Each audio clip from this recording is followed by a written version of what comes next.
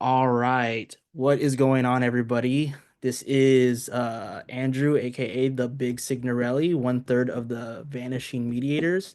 This is actually a really great installment, a really great chat I'm about to do for the self-titled channel, where I'll be going over the philosophy of Marx, Marxism, and other Marxist texts and literature important to the tradition of emancipatory politics. And I'm excited to introduce our host today, which is the infamous C. Derick Varn.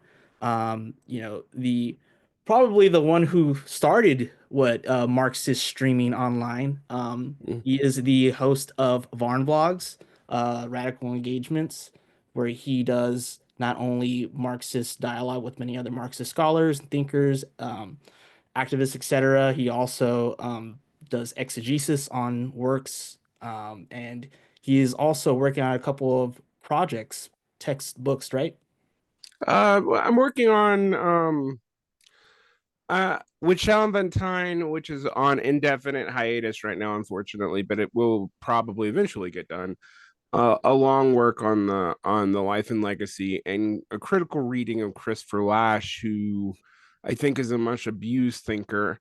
Um, but I'm also fairly critical of Lash. And then I'm working on another book that was about the rise and fall of what someone like Chris Catrone might call the millennial left.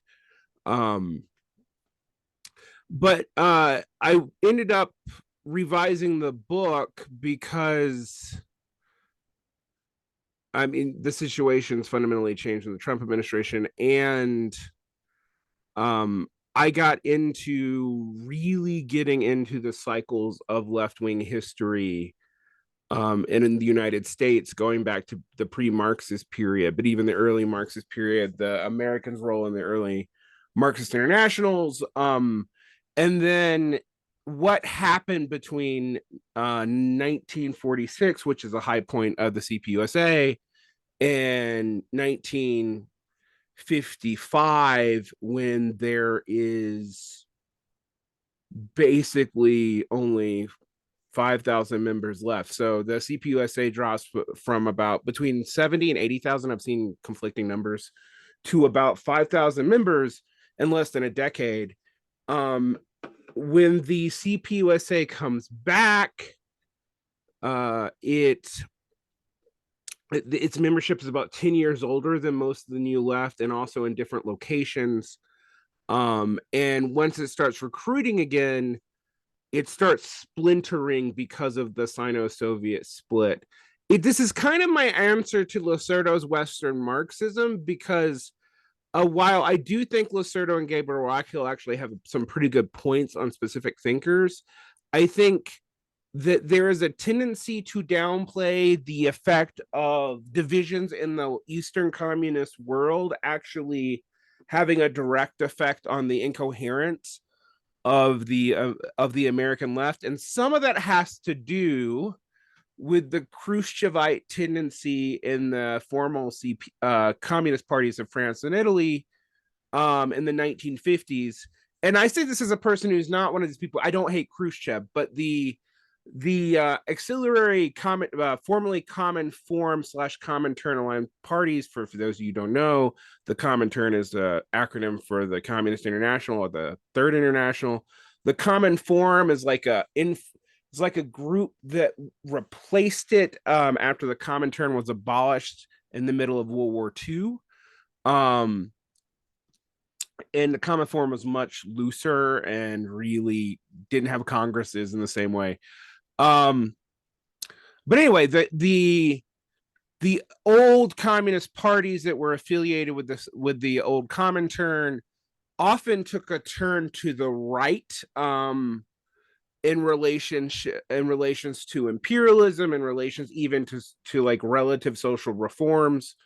This was very true in France. It was very true in Latin America. It's a little bit less true in Italy, although Italy, you had a kind of debate between what was, kind of the Italian road to communism versus the left communists who left.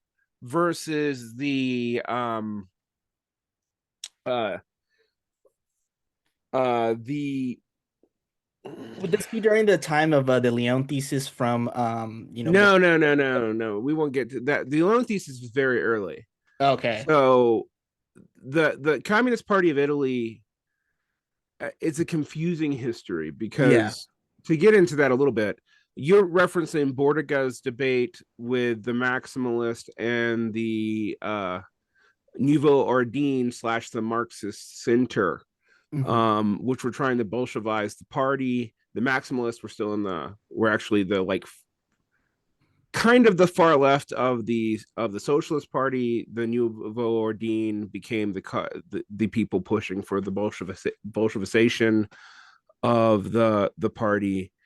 Bordiga had been somewhat infamous for getting in a little bit of trouble in um the report to I believe it's the third Congress of the Comintern, which is what generates the text that we now call left wing communism and infantile disorder.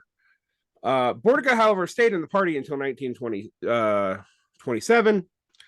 Um, he is the founder of the Communist Party of Italy.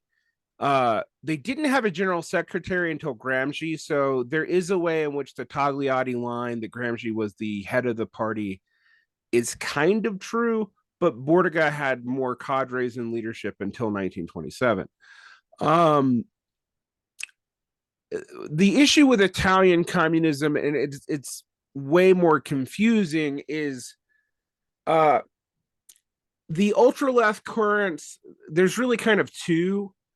There's the left communist factions, which are around Bordiga and another guy named Demen, um, who breaks off from Bordiga in the 50s when Bordiga comes back, because Bordiga gets out of politics between 1929 and 1948. He really comes back in 1948. When he comes back, his party, which is the Internationalist Communist Party, immediately splits because he's kind of too much of an orthodox old Leninist. He was also associated with Trotsky to some degree. In fact, he was kicked out of the party for being a Trotskyist. But the Bordigists and the Trotskyists never really got along. One of the divisions between them is the only united front Bordiga would accept. And I'm using words your audience probably don't know, so you can ask me to explain any of them. But was the United Front from Below, which was also the position of the Soviet Union from 1929 to 1936, Hmm. which means that you could form united fronts with workers' organizations that were not necessarily communist, but you could Right. not form united fronts with even left-wing bourgeois political parties. Exactly. And I think that was the main thing. And Right. that's what Bordiga would not accept, right? But the Mm-hmm. Trotskyists, in some sense, I don't want to generalize, but most Trotskyists would accept that, right? Right. Well, the Trotskyists will accept a united front from a below and above. What they want to accept is the Popular Front. The Popular Front is an old idea in France that was brought into communism in 1936 to fight the fascists.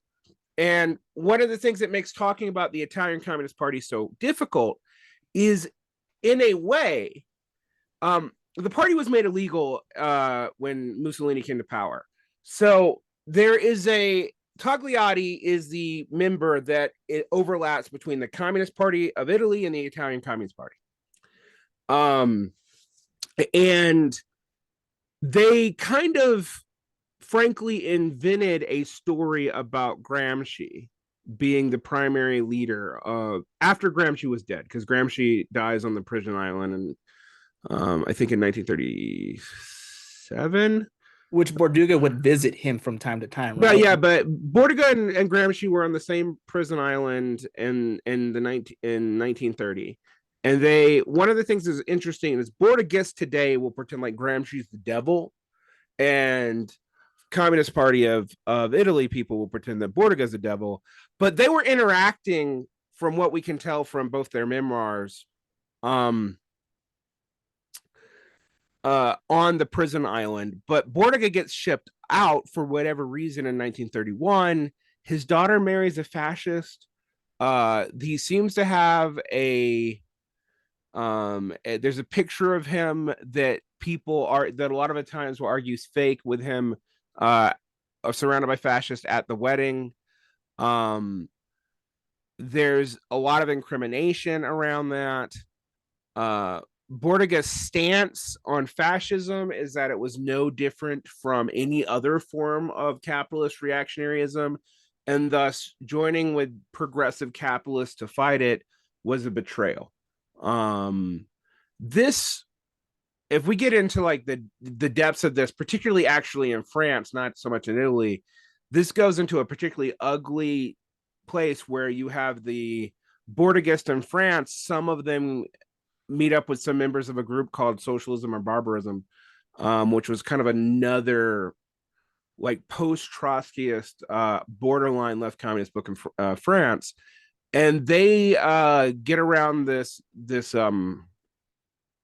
bookshop called the Old Mole. I'm not going to say it in French because I'm a butcher. It's French pronunciation. Um, and what happens there is a lot of the groups around the Old Mole, including some Bordigist ones, start becoming negationists, which first starts with a piece that was misattributed to Bordiga called Auschwitz the Great Alibi, but then eventually builds up to them hanging out with Holocaust deniers. And so you had this tendency in the French section of Bordigism in specific for Bordigists to become these other ideologies, one of which is communization theory. A lot of them became French ultranationalists, or like regional French ultranationalists, like Breton separatists and stuff. Right. Um, and some of them uh, were just weird, like people who thought the Popular Front was so unforgivable that they would actually figure out a way to deny the Holocaust, which justified it. Yeah. So, uh, which is also kind of strange because initially the reason for the Popular Front wasn't the Shoah. It was the Vichy government. That's what caused that to come in France. And the Popular Front wasn't like formally and completely adopted by all the Comintern until the Molotov-Ribbentrop Pact went tits up. Um, because it seemed Stalin reached out to France and England, but not the United States. They rebuffed him. He then reached out to um, to the Nazis for a détente. The plan seems to have been that he was going to wait out the war, and then he foresaw another war coming. Um, he had been preparing for war, but he had been originally preparing for war, from what I can tell, reading a bunch of different histories on the topic, for war with England. Um, and then everything got weird with the upsurging of fascism. And he knew war was coming, so you had Stalin preparing for war from 35, 36 forward. But it led to some weird things. There were backdoor arms deals with the Nazis. It's there's a Yeah. lot of stuff that like is hard for modern communists to parse. Right. We haven't even got to what you wanted to interview about, but I mean, Right. No, like, but it's good, and it all came from a talk about Losurdo, because Losurdo has been in the air, especially with mhm. some of our comrades, including myself and Rock Hill's association with Losurdo, anti-imperialism, and the problem of not really taking to heart or accepting the effects of this, Soviet split. We could definitely get more into that, but the original interview had to do with um, to keep it really simple. Why Marxism, and who was Marx, and what was the philosophy of Marx, and how did that lead to Marxism? Because, you know, we and I don't want to overgeneralize, but it seems like, if you're not like tapped into the Marxists or the Marxism aspect of it, Marx, for a lack of a better term, becomes a scholarly exercise for generating concepts. We see that sadly with people like Jameson, who will say, people will argue that he is a Marxist, and I'm not going to deny his relationship to the literature and the history, but like he's not a thinker of praxis or rethinking, a sort of a party, but he generates concepts and he reads them alongside Hegel. But one of the things that I think was it Rancière will say in his lessons on Althusser is that Marx becomes a sort of scholasticism of just again generating ideas, but never really taking into account the historical tradition, a revolutionary tradition which stems back from the what I like to call the dialectical movement between early socialism and liberalism, and you see it from the Jacobins, you see it from Rousseau, Robespierre, who's it, Babeuf, who wrote the Manifesto of Equals. So yeah, let's get into the whole heart of the question of why Marx, why Marxist, why are you still a Marxist, and what's the importance of that? And then we could jump into pretty much the central concepts of Marxist philosophy. Sure.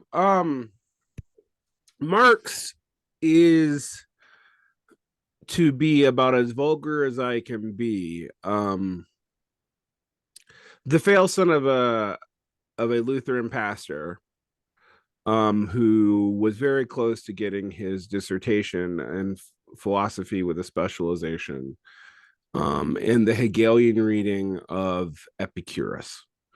Um, he got into radical circles in 1844, 1845, 1846. During the attempt of the unification of what was the various German principates, and their becoming through their conflict with Metternich and others, into what would become the Prussian dominance, forming the Second Reich, or the first full German state. Um, okay, well, that's a basic outline. He was involved as a thinker and journalist during 1848, as well as involved with the Communist League.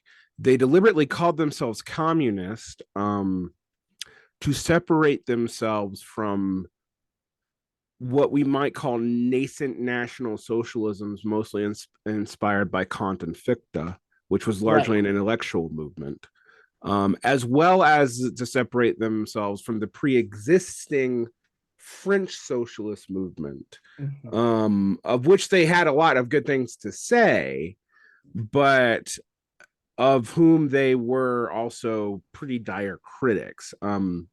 So that is the movement of Louis Blanc, um, which is the workhouses, the state funded workhouses program of that socialist movement, a kind of uh, a right to, I mean, a way it's kind of like right to work, but not the way we mean it. A movement in the French Revolution. The prior socialists kind of come from a mixture of utopians like the Saint-Simonians, the Baboufians, which you mentioned, the English Owenites, the Fourierists, which were popular in France and America, as Foray, right? yeah. Yeah. Um, so you have a wide spectrum, a lot of petit bourgeois, what we might call intellectia, promoting this kind of view.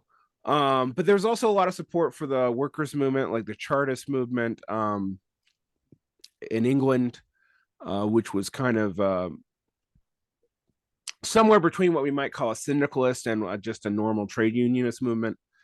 Fairly radical for its day, and even in some ways radical for our day. But those were who Marx saw his allegiances with. The Communist League didn't last very long.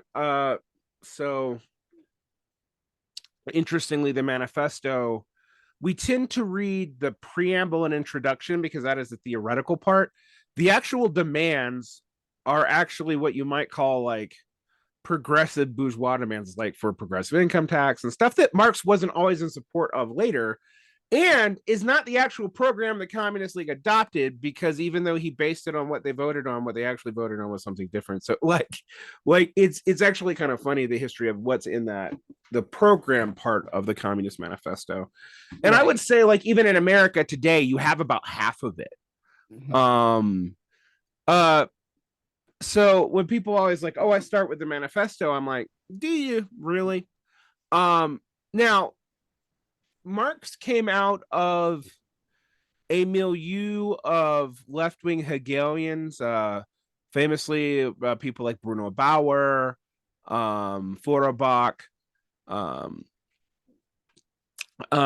some of them were German nationalists, some of them were not. One of the questions around the early socialist movement and a lot of the liberals was whether or not you were anti-Semitic or are assimilationist in regards to the Jews. That was actually a huge question. And this is Um, where we get the on the Jewish question, right? Which mhm. was a critique against Bauer, right? Critique against Yeah. Bauer, yeah. Um, and so you have this Hegelian sort of modus operandi, both in the circles in which they are moving, and in Marx's formal training when he was in university. But Marx was also heavily influenced by the German Romantic movement. Some of his racial ideas come from the German Romantic movement. There's a scholar, Derick Varn, who's actually very good on this, spelling this out. Losurdo is actually pretty good on this too. And by our standards, we would find Marx pretty racist. But he was for African liberation. He was he initially was really into the Hegelian concept of historical peoples. So was Engels. Engels probably was more so. But they weren't exterminationist exactly. In fact, one of the things that they thought would actually equalize humanity under communism would be the blending of the races that would happen under internationalism. Um, so there's a lot of interesting ideas you have to deal with parsing and Marx. Marx doesn't write down his racial ideology. Actually, you kind of have to read it uh, uh, in his comments. Some of them are somewhat infamous. He makes a few racial slurs here and there in letters, but he doesn't do them publicly, which I think is also quite interesting. Um, his stances on the U.S. are actually quite interesting. He during his period in exile, both in France and in England, he wrote a lot for German and English language newspapers in the United States. In fact, most of his journalism was actually published in New York publications. Right. And then Um, was this during the because I know he had like a lot of correspondences to Lincoln, he had a with few regards correspondences to to Lincoln. He yeah. wrote for the New Renaissance, which was a German language newspaper in New York that was supporting the Republican Party. Um, um, and he generally was pro bourgeois revolution. There's some interesting Uh, things he says that we should note that the Republican Party back then is probably not the Republican Party that we would opt to no, it choose has very today. little to do with the Yeah. Republican Party we would have Yeah. today. Yeah. I mean, what we would say as proper Marxist is the Republican Party is a bourgeois party now and then, but the role of the bourgeoisie is very different today Absolutely. than it was at the time. Now, the Democratic Party is a more interesting phenomenon. Um, it has always been a coalitionary party of various bourgeois and in the 19th century what we might call sub-bourgeois elements, slavers, yeoman farmers and settlers, and until FDR really changes the orientation, the fact that the Democratic Party became where a lot of the progressives ended up before Theodore Roosevelt was kind of an accident of history and location. So we start associating the Democratic Party with progressivism with William Jennings Bryan, who was from the People's Party of the Populist Party.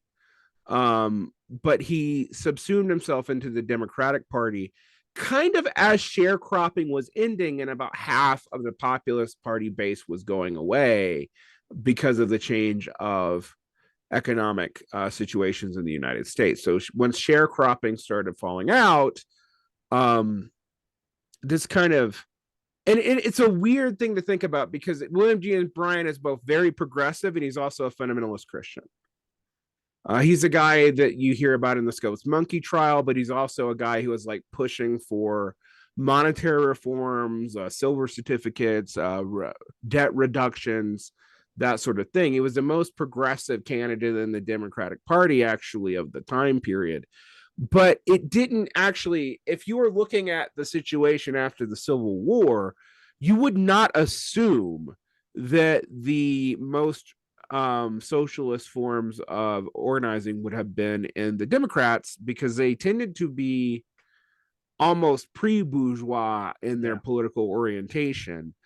Um, the the more communist sympathetic wing of American politics at the time was the radical Republicans. Hmm. And so up until the Civil War, when they are kind of disempowered after the Hayes Compromise, um, and Marx is not focusing on American politics by the time this is going on. Um, After they're kind of disempowered by the Hayes Compromise, and Marx simultaneously, Marx is very busy dealing with shit in Europe because the First International is forming. Right. Um, the radical Republicans kind of get kicked to the dustbin of history, more or less, and the People's Party and the populist movement sort of replaces them. And then you get this nascent progressivism, but it wasn't clear what party progressivism was going to show up um in the 19th century, and even in the early 20th. Even though William Jennings Bryant by the early 20th century had completely subsumed himself to the Democratic Party, um a lot of the early progressives were more aligned with the Roosevelt faction of the GOP. Um, Now, what does this have to do with Marx? Marx is observing this particularly during the Civil War. After the Civil War, his interest in the United States fades a good bit. He's also interested in the revolutions in Latin America. He does not have nice things to say about Simon Bolivar, which is kind of funny. Um, he wrote a very almost nasty encyclopedia article on Simon Bolivar, but Marx was trying to be a journalist. Now, when Marx was doing journalism, there's an interesting division. Marx Hmm. and Engels often didn't sign their name. There's a few anti-Semitic pieces that are attributed to Marx that were published in some of these newspapers that are not Marx or Engels. They were misattributed because they didn't sign all of the pieces. And what we know was published by Marx and Engels, we have in their collected papers. Um, but Marx would often actually farm out the foreign policy stuff to Engels. Marx was mostly a philosophical and economic writer. Right. And maybe we should point out because like at least like when it comes to again like back to the question concerning Marxist philosophy or like the thought of Marx in the process. Um you know it isn't until after the 1844 manuscripts that he's really delving into political economy, which he doesn't deal with until meeting Engels, because Engels was the one that was dealing with political economy with his work on the English working class. Right. And Yeah. so during that time prior, Marx is again, battling with the young Hegelians, his critique of Hegel on the philosophy of right and the theory of the state, and of course his, the essay that we mentioned earlier on the Jewish question. Yeah, he But also has some essays. I mean, one of the problems with dealing with Marx, and this is actually a sincere, what we might call a hermeneutic problem, is what Marxist texts you're going to actually take seriously, because most, and including some of the most important Marxist texts, were not published by Marx in his lifetime. Some of them, like Critique of the Goethe Program, or the Draft Program as it was originally called, the Critique of the Graft Program, were published by Engels after Marx's death. yeah, Some were published later in collected works, either the Marx Engels Collected Reader or the Mega 1 and Mega 2, which it's a bunch of German words I'm not going to butcher.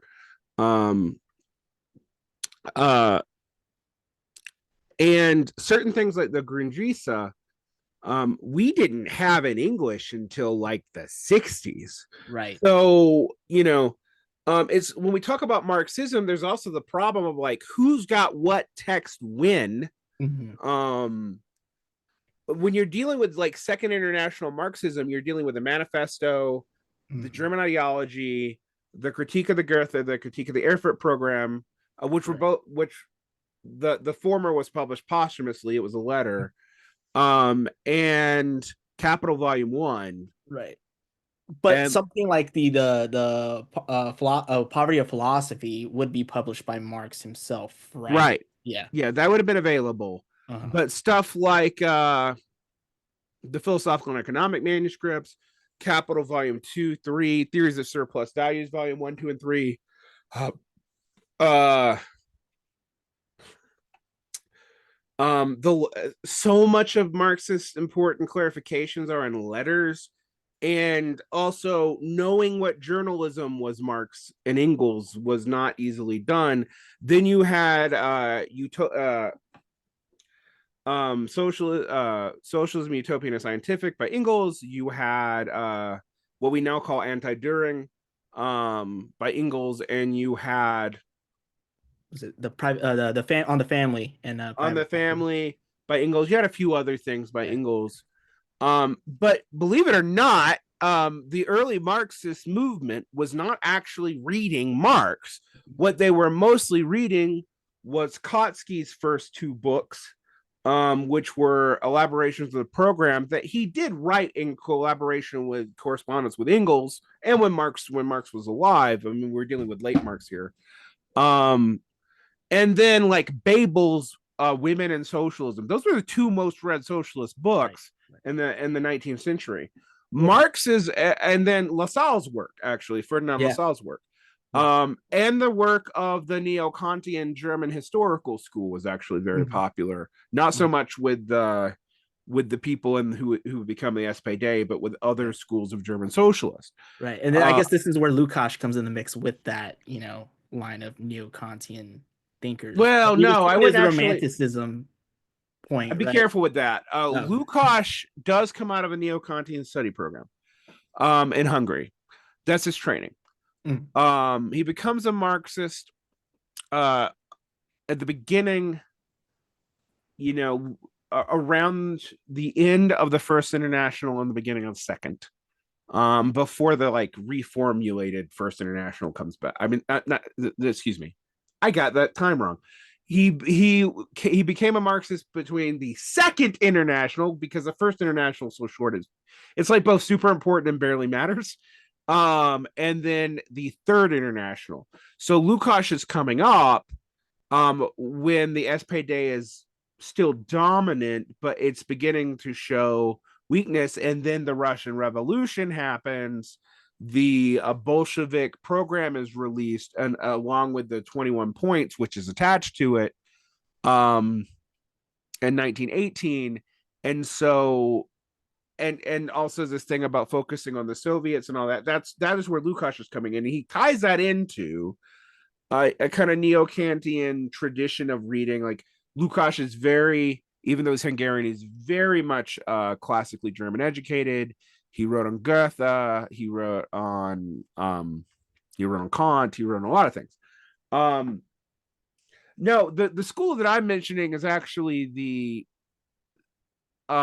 German historical school.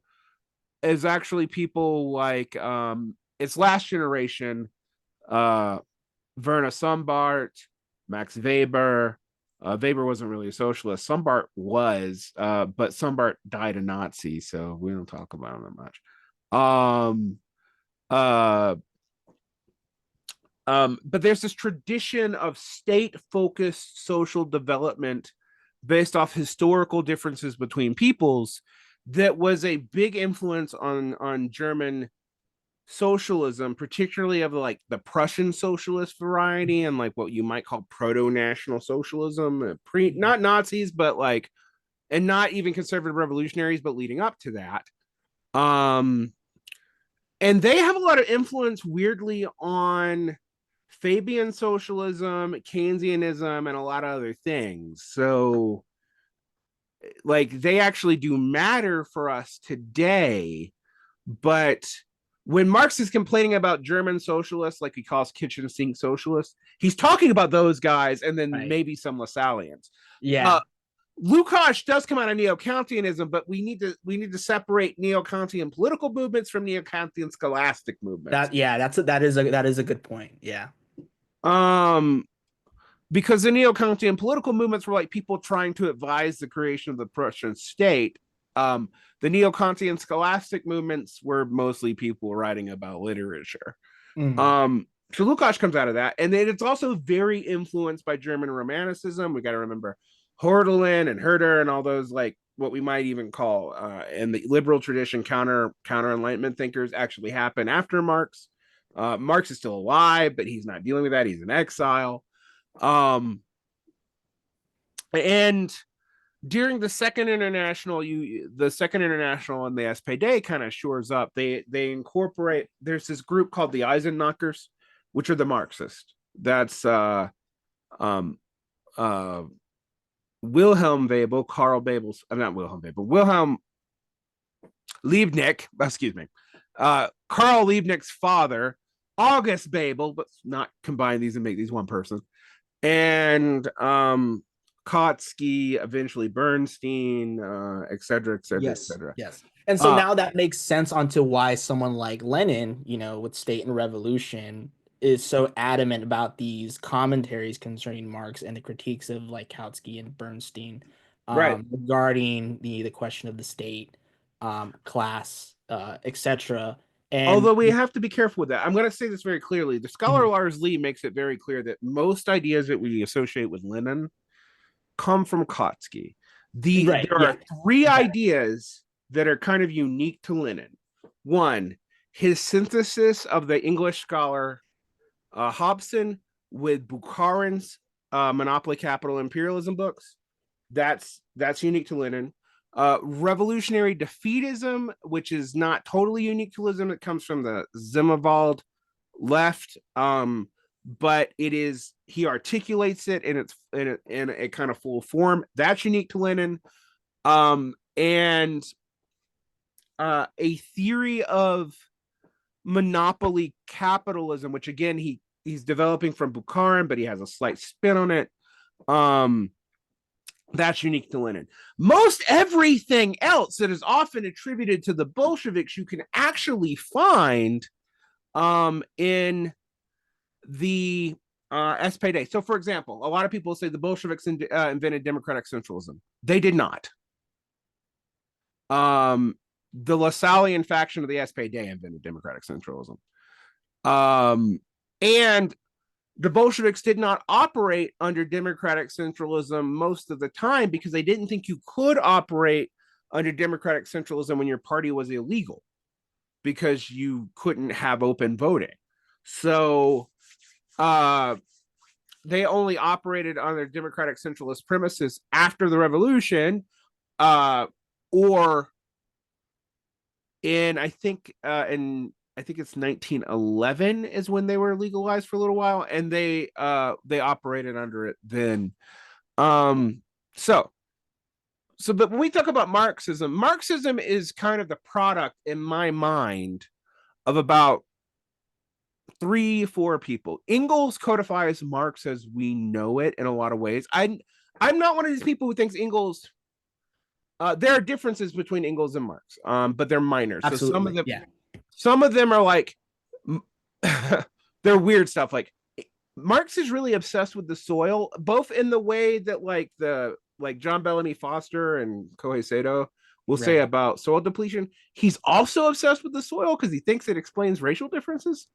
It's just, and Engels like kind of like no.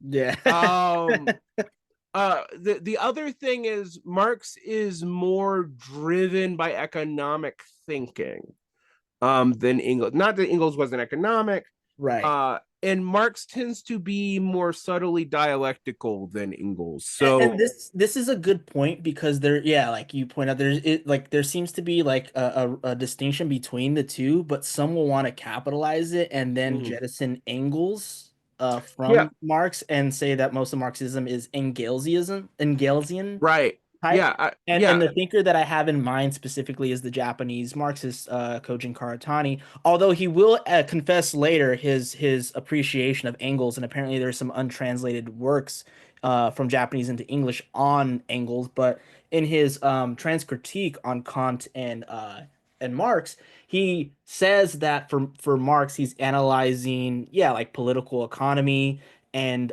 trying to develop a sort of scientific thing while Mm. undermining the sort of idealistic Hegelian kernel, and that it's really Engels that has this profound interest in what he would call like the dialectics of nature or historical materialism as we would properly speak of it.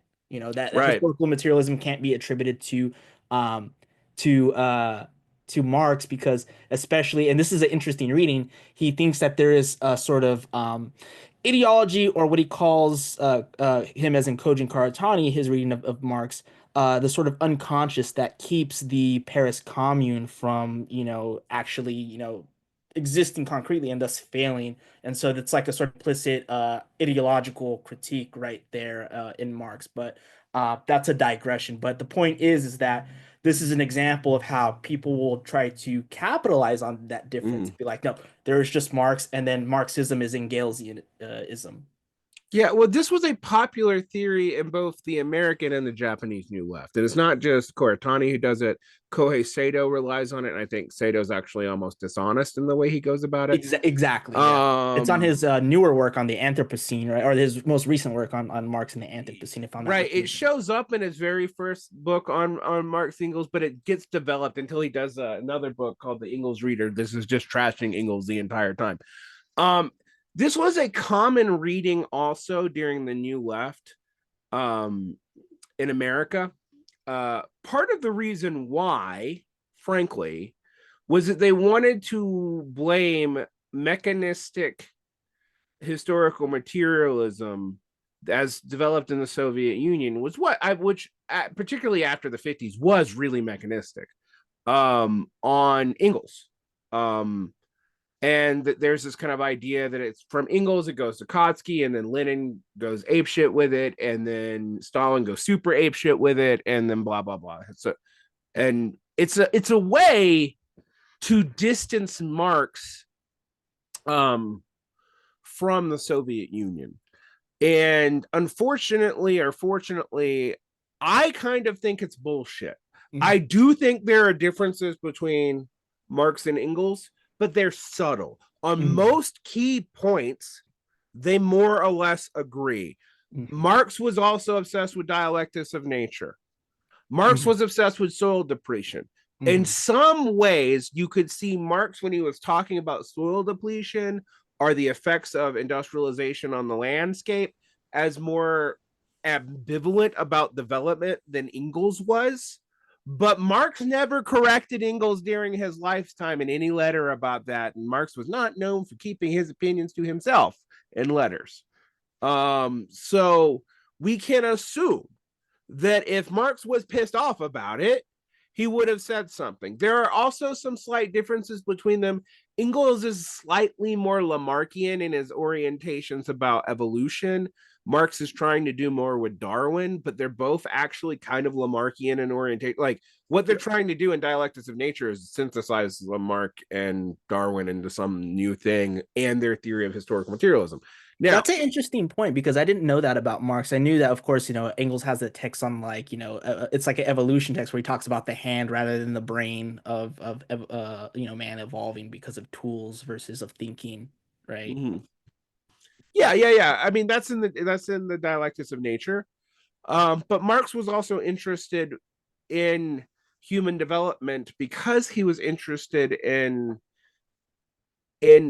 stages of being. Now, neither Marx nor Engels used the phrase historical materialism. That is Joseph Deichen.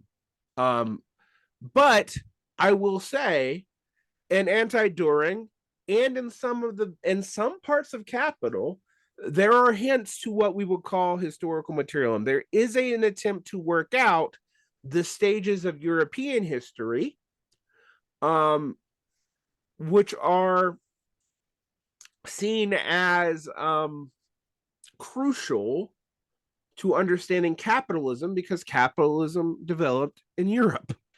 Um, now, there are some things that they don't deal with. So, for example, there's the Asiatic despotism of the Asiatic mode of production. Um, that's not their phrase, by the way. That's from bourgeois economists. I forget who came up with that, but that's not actually coined by them. But it does end up being like the "Here Be Dragons" of Marx, where he just doesn't look at um, non-European societies very much, except when he's asked to in the case of Russia. And we can argue whether or not Russia's European, but at the time period, it wasn't considered European. And he is also starts to revise some of his earlier Hegelian notions in the what we now call the ethnological notebooks, which is stuff when he got weirdly obsessed with anthropology towards the end of his life. So there is a theory here. I mean, one of the things that's dangerous about when we talk about Marx or Marxism or Marx, whatever this is. I said that Marxism is really invented by four people. I think Engels is, but I don't think this is a whole like Jesus Paul situation. I think Engels is Yeah, more or less copacetic with Marx. absolutely, which is a good point. But Engels codifies what we can call early Marxism. He's the one that publishes a lot of stuff.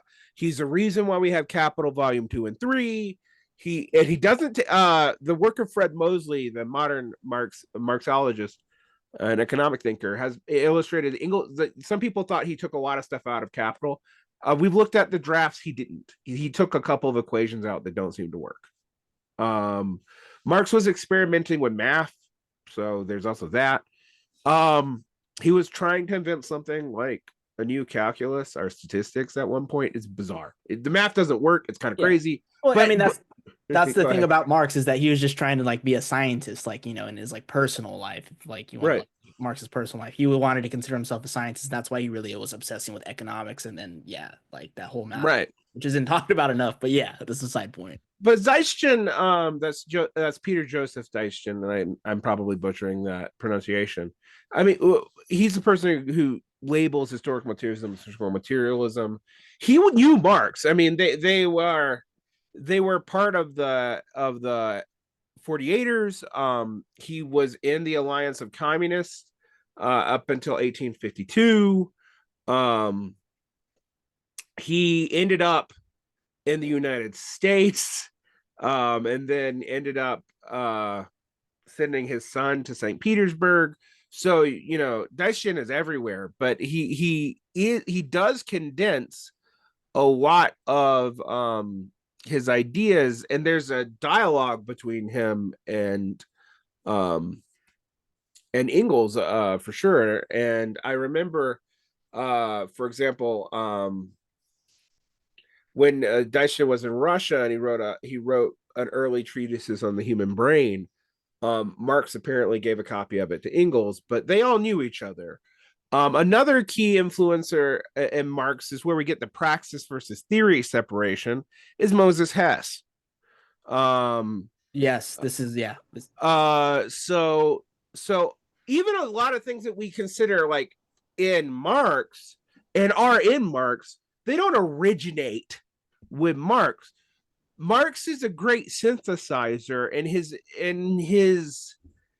real gift, and this is something that I'd say he's better at than Ingalls, is immanent critique, like working through an idea to find its logical consistency and show the problems with it. Because, like, for example, Marx respects Smith and Ricardo, but Absolutely. he's working through their work to show that it's not gonna lead where they say it's gonna lead. Yes. The bourgeois economies that he doesn't like is like William Petty, and he really hates Malthus.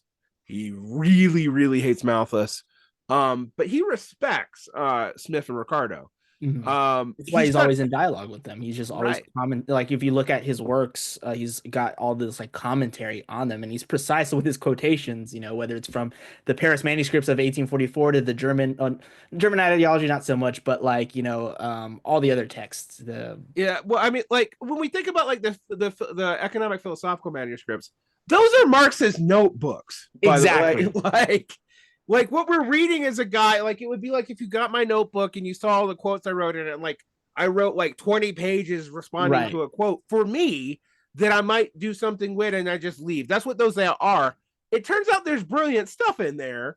Um, so yeah. Yeah, Uh I think this is where we could probably get into the point because we're definitely talking about like a lot of the works, and then we could switch into the general concepts from each of these works. And one of the main questions I had, because not only is there's this problem of separating Marx and Engels as if it's, as you said, the versus Paul type of thesis, but then there is, when it comes to Marx himself, the Althusserian epistemological break that some people take, whether they're Althusserian or not, as dogma, which would be that there is an early Marx versus a mature Marx, meaning due to a certain methodology that Marx was oriented around in his early works.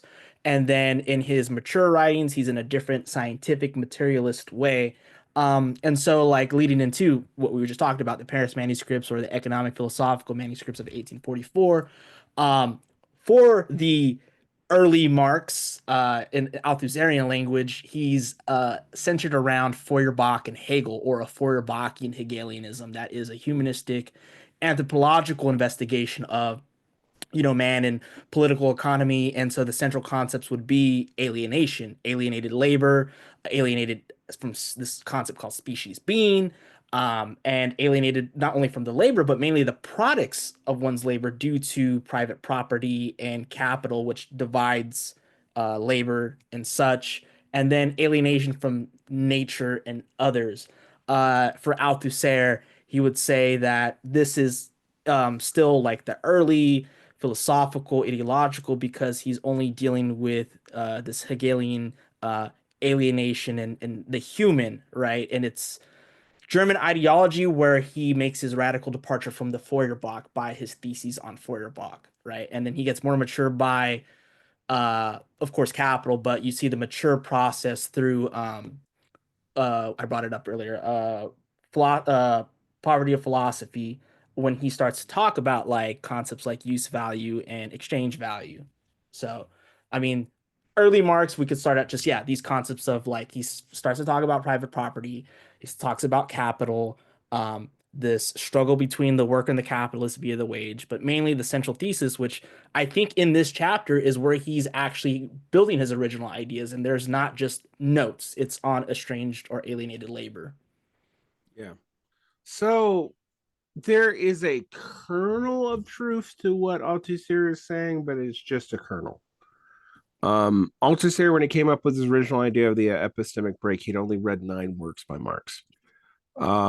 That's it by his own admission. This is not me calling No, him out. this is no, it's true. Yeah, it's true. And it Um, was also a tactic to argue against this split between those that were, I guess, wanted to be Stalinist or whatever, and those that consider themselves Marxist humanist and were aligning with this earlier version of Marx, like Raya Dunayskaya, yeah, Raya Donetskaya, some of the later Trotskyist, not so much Trotsky himself. yeah, CLR Um, James and CLR James. I mean CLR Eric James. Fromm and Marcuse. Yeah, well, yeah, but Marcuse, parts of the Frankfurt School, CLR James. I like James, but James is not a good reason Marx either.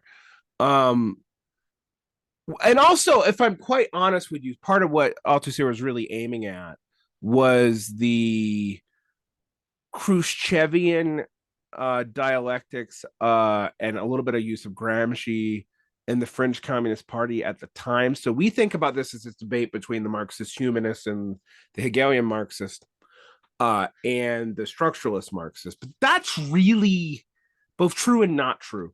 Um, Honestly, that's more of a debate in academia, but particularly between the French critical theorist and the British Marxist historians, who Yes, aren't the people we're talking about, actually, about the exactly. humanists. There's a Yeah, third category of people like R.H. Hinton, E.P. E.P. Thompson. Thompson's the most famous, uh, to some degree, Perry Anderson, although Perry Anderson's a little bit more Althusser sympathetic. Um, I would say what you have um, one of the things that you get from late Althusser. Now we have to be careful with late Althusser because he always strangles what I think kind of gotten crazy. But one of the things you get with late Althusser that you have to deal with is that he says he was critiquing both the Marxist humanists and the right-wing denunciation of Stalin and Stalinism. He was also fighting the Stalin and high Marxist Leninist 1930s reading of The Science of Logic by Hegel, which was a kind of developmentalist reading uh,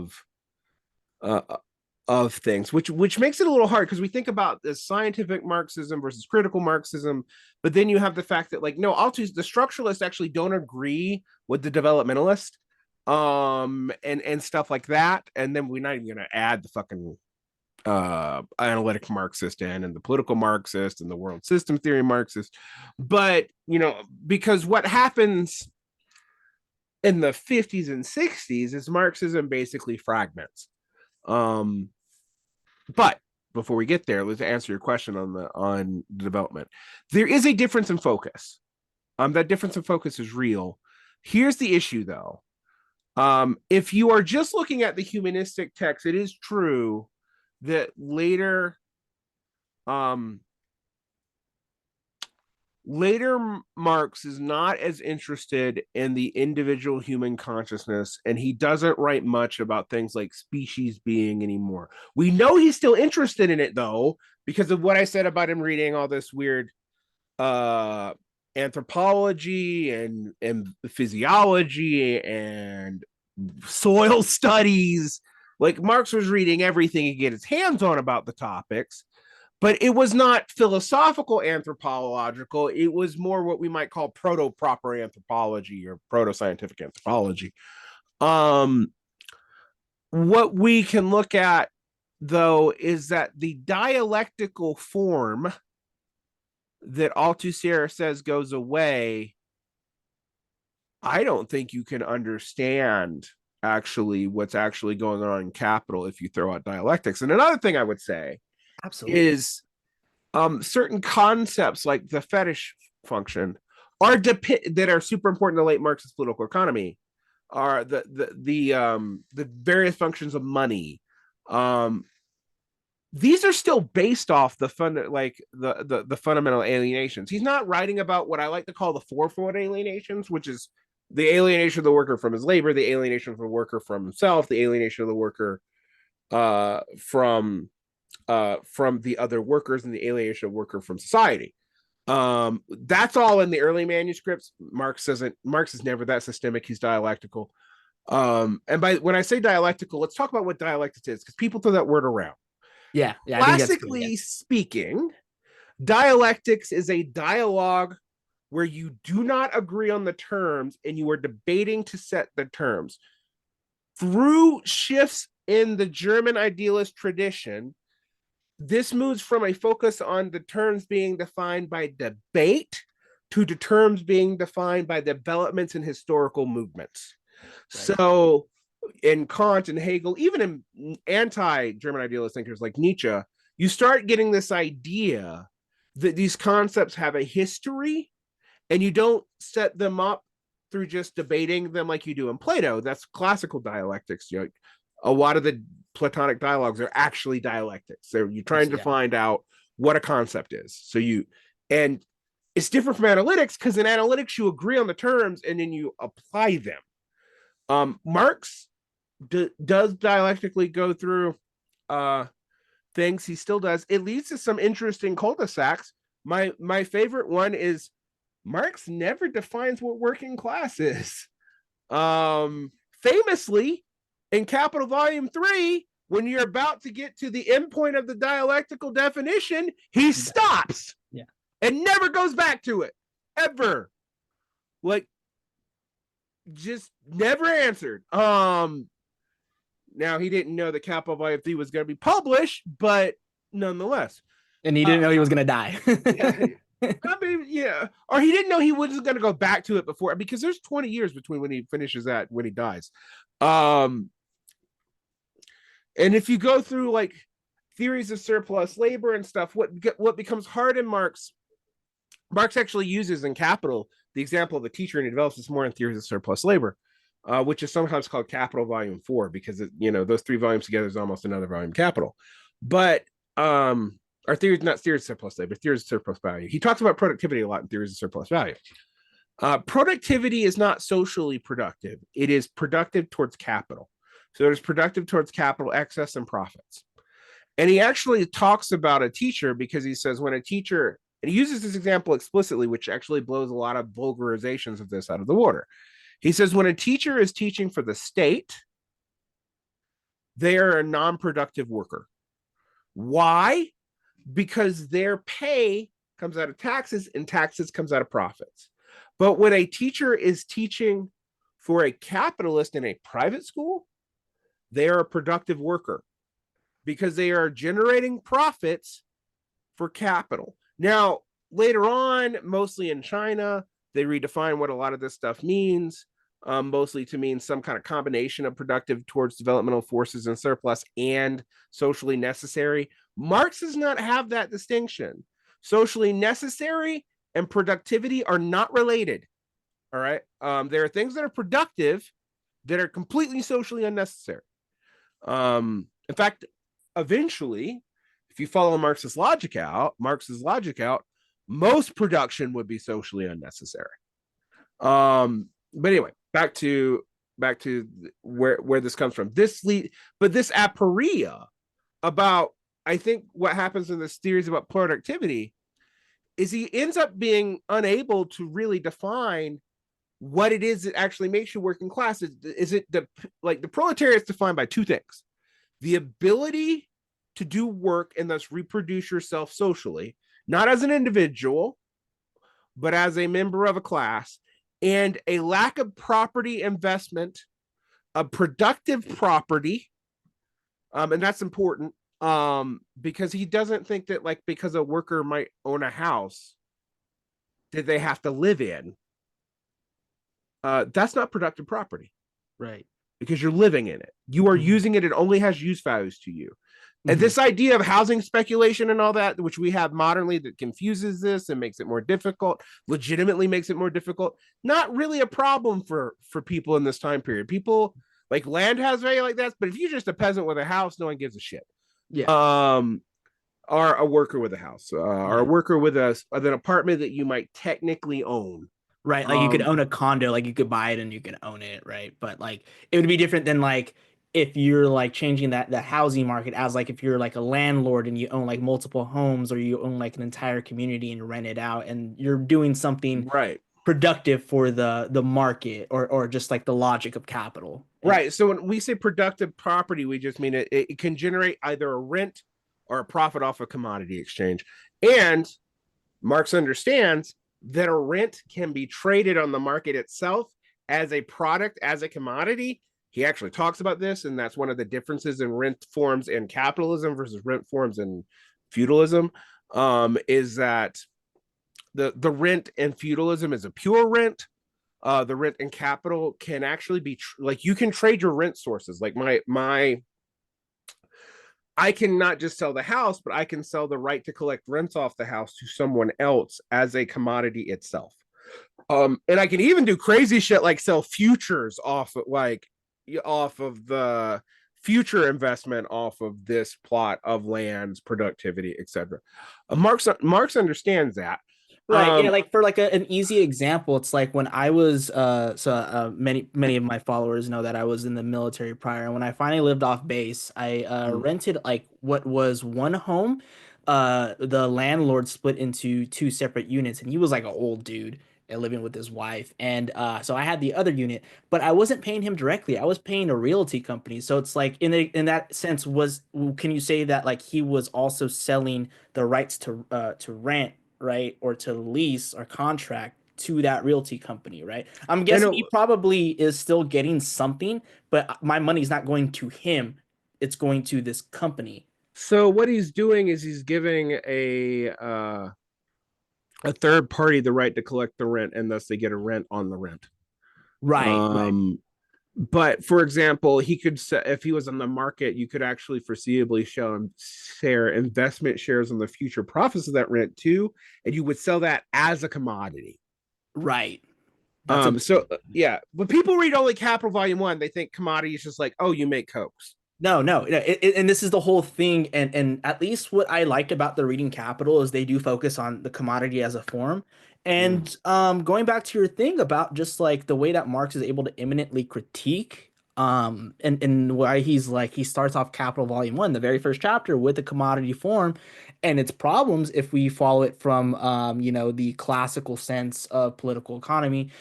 He's also very Hegelian in that, and I think that's why you Right. can't throw away Hegel, because if you do that, you throw the baby out with the bathwater. It's not to say that he doesn't twist Hegel around, but he's using the dialectical form and seeing the concept of the commodity as a sort of formal cell develop its larval, if you want to use that term, or just develop within the way that it multiplies, the way that it exchanges itself. And this is why he shows the problem of just like it's not purely use, but also it is exchange. And then thus, well, we end up in this sort of, maybe you could say, this ad infinitum, if it's just constantly just commodity A to B to C to D, etc., or just the sort of elementary problem of like, what is it? One coat equals 2 yards of linen, or 2 yards of linen equals one coat, right? Or then you get into the problem of like, well, one person can make this coat from the same yards of linen at this amount of time, then one can do it at a certain amount of time. So which one is more valuable? He then brings in the problem of money, right? Money becomes the universal equivalent of all commodities, but it can't be used. It's only exchange. So this is where we get into like the sort of prime root of commodity form of development for capitalism. And I guess we get into the whole thing about fetishism. Yeah.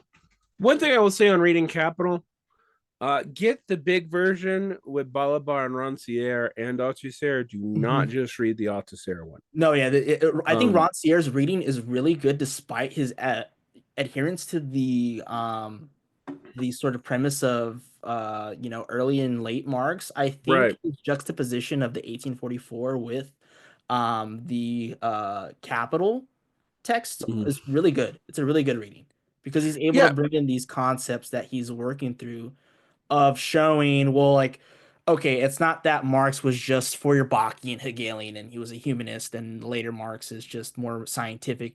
It's that he's dealing with the sort of sensual, phenomenal form of Mhm. the political economy. And then in this later work of Capital, he's dealing with what is concealed by that phenomenal, sensuous form. And it is the form itself. If you want to, he likens them to Kant. So if you want to be Kantian, these conditions of possibility that allow for a logic to happen. I would agree with that. Yeah. One thing I would actually add to that, though, that makes a lot of this stuff clearer is if you go into the journalism and if you go into the letters, you actually start seeing that what Marx is not doing is not reevaluating some epistemic break. It's not a scholastic issue like that. He's not changing his epistemology. His epistemology is fundamentally Hegelian. Um, it's materialist Hegelian, which is fundamentally different from Hegel, and that's something you have to deal with. And if you want to know some of the differences, I used to piss off my friend Doug Lane by telling him to go read the unpublished critique of Hegel's philosophy in general, because part of it just reads like a rant. But it does go into like this idea of the concept and what Hegel's trying to do with infinity and what the absolute is and blah blah blah blah blah. Um, for Marx, a lot of those concepts are not nearly as important, but the form of thinking, this historical dialectic form, where where the logic, the imminent logic of a thing causes a new thing to become more likely or even necessary. We can debate over whether or not Marx thought it was likely or necessary. Necessary meaning has to happen, likely means should happen. Marx hedges his bets, even in his late work, between necessary. He often says, capitalism will end in communism. But then, if you read the letters and certain other things, he'll say, it'll lead to communism or the common ruin of man, which does kind of indicate there's another option. Um, you also get this in his wavering about the Vera Sashulik letters, which is his attempt to deal with the Russian commune form. And by this, we don't mean like the commune form of later, we mean the peasants' communes that were established when they got some of their land back after serf emancipation, which is was one of the things that had happened. Uh, One of the things that happened in France and happened in Russia, but didn't happen in England, is serfs got their collective land. They got it collectively. Whereas in England, you had the enclosures, which is what actually starts to lead to what we might call full blown capitalism. Marx kind of thinks that capitalism kind of begins um, or starts to begin in the Florentine and Italian republics, but he really thinks that capitalism, as we know it as a system, really comes to full bloom in England. And now there's all these late 70s Marxological debates about whether or not we start capitalism in Italy or whether or not we start capitalism in England. I'm interested in that scholastically, but I'm not here to explain, like, this is not something Marx settles. Um my my point about that is Marx did think that there might be a way that the productive forces in the capitalist world could meet up with the commune form, and maybe, just maybe, they'd be able to join up and skip the period of capitalist development. But he seems very skeptical of that. He just posits that's a possibility. That was also floated by a lot of the Narodniks, Narodniks, the populist in Russia, separately, the socialist branch of that. Maybe not even from exposure to Marx, because these letters were not really published until way later. They were published by Engels after Marx's death.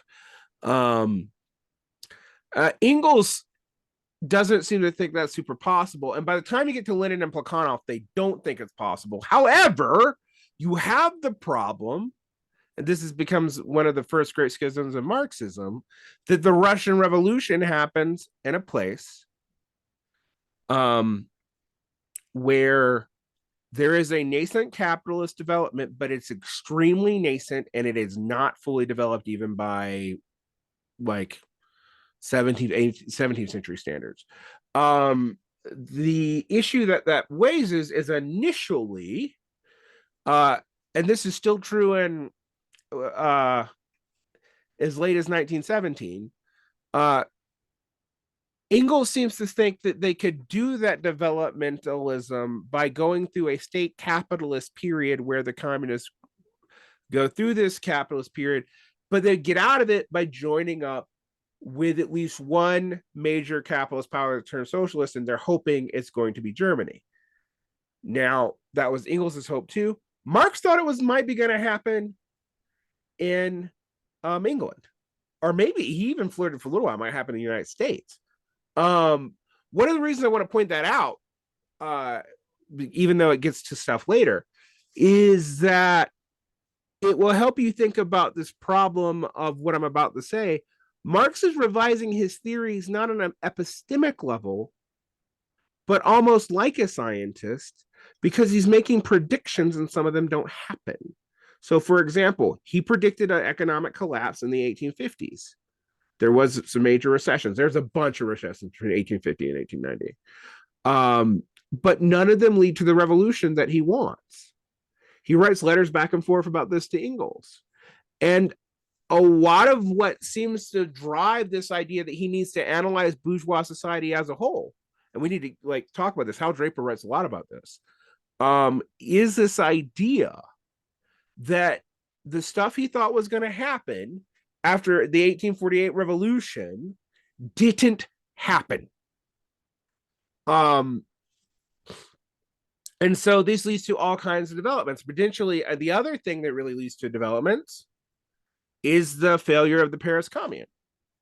Yes. And so this is where I kind of want to pivot towards is the importance for Marx in the Paris Commune. Because I think this is where exactly like, and maybe an Althusserian that's really well read in Althusser could correct me, but like there's almost like a sort of scholasticism for Althusser and Althusserian school where they forget about like, you know, that most of these early to middle to late Marx, it's like the immanent critique is still there, the dialectical form is still there, but his polemics change because he's dealing with different historical figures of different historical times. So like early Marx, he's debating, like the young Hegelians, Proudhon, and like what is it, the Communist League, like people like the like Whiteland, right? Whiteland, and then of course Whitman, yeah.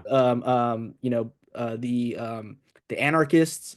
But then like, the Paris Commune is a big radical shift. So we've listed out some concepts like alienation, the commodity form, a bit of commodity fetishism, and some of like the distinctions of these works. But the Paris Commune is a radical shift in Marx's theorization of class politically. And this is where, if I'm not mistaken, we get a central concept where if Marx says that he has a concept of his own, it is this one, the dictatorship of the proletariat. Right. And I know Well, I would say actually it is not his concept. right, which because it came before actually by I think I mentioned him Babouf, right? Uh, Booth is where it comes from, and then it goes through Blanqui. blank in And the Blanquists, and this is where, but he wants to separate himself right, from the he's Blanquists. redefining Right.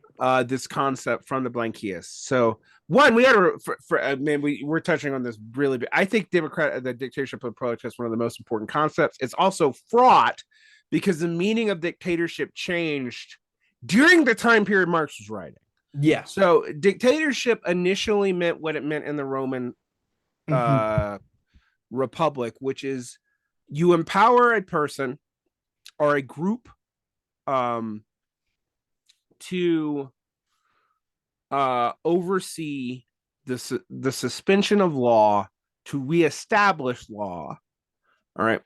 Um, Now, Marx uses dictatorship of the proletariat only 9 times in his writing that I can find. Hal Draper goes through them all.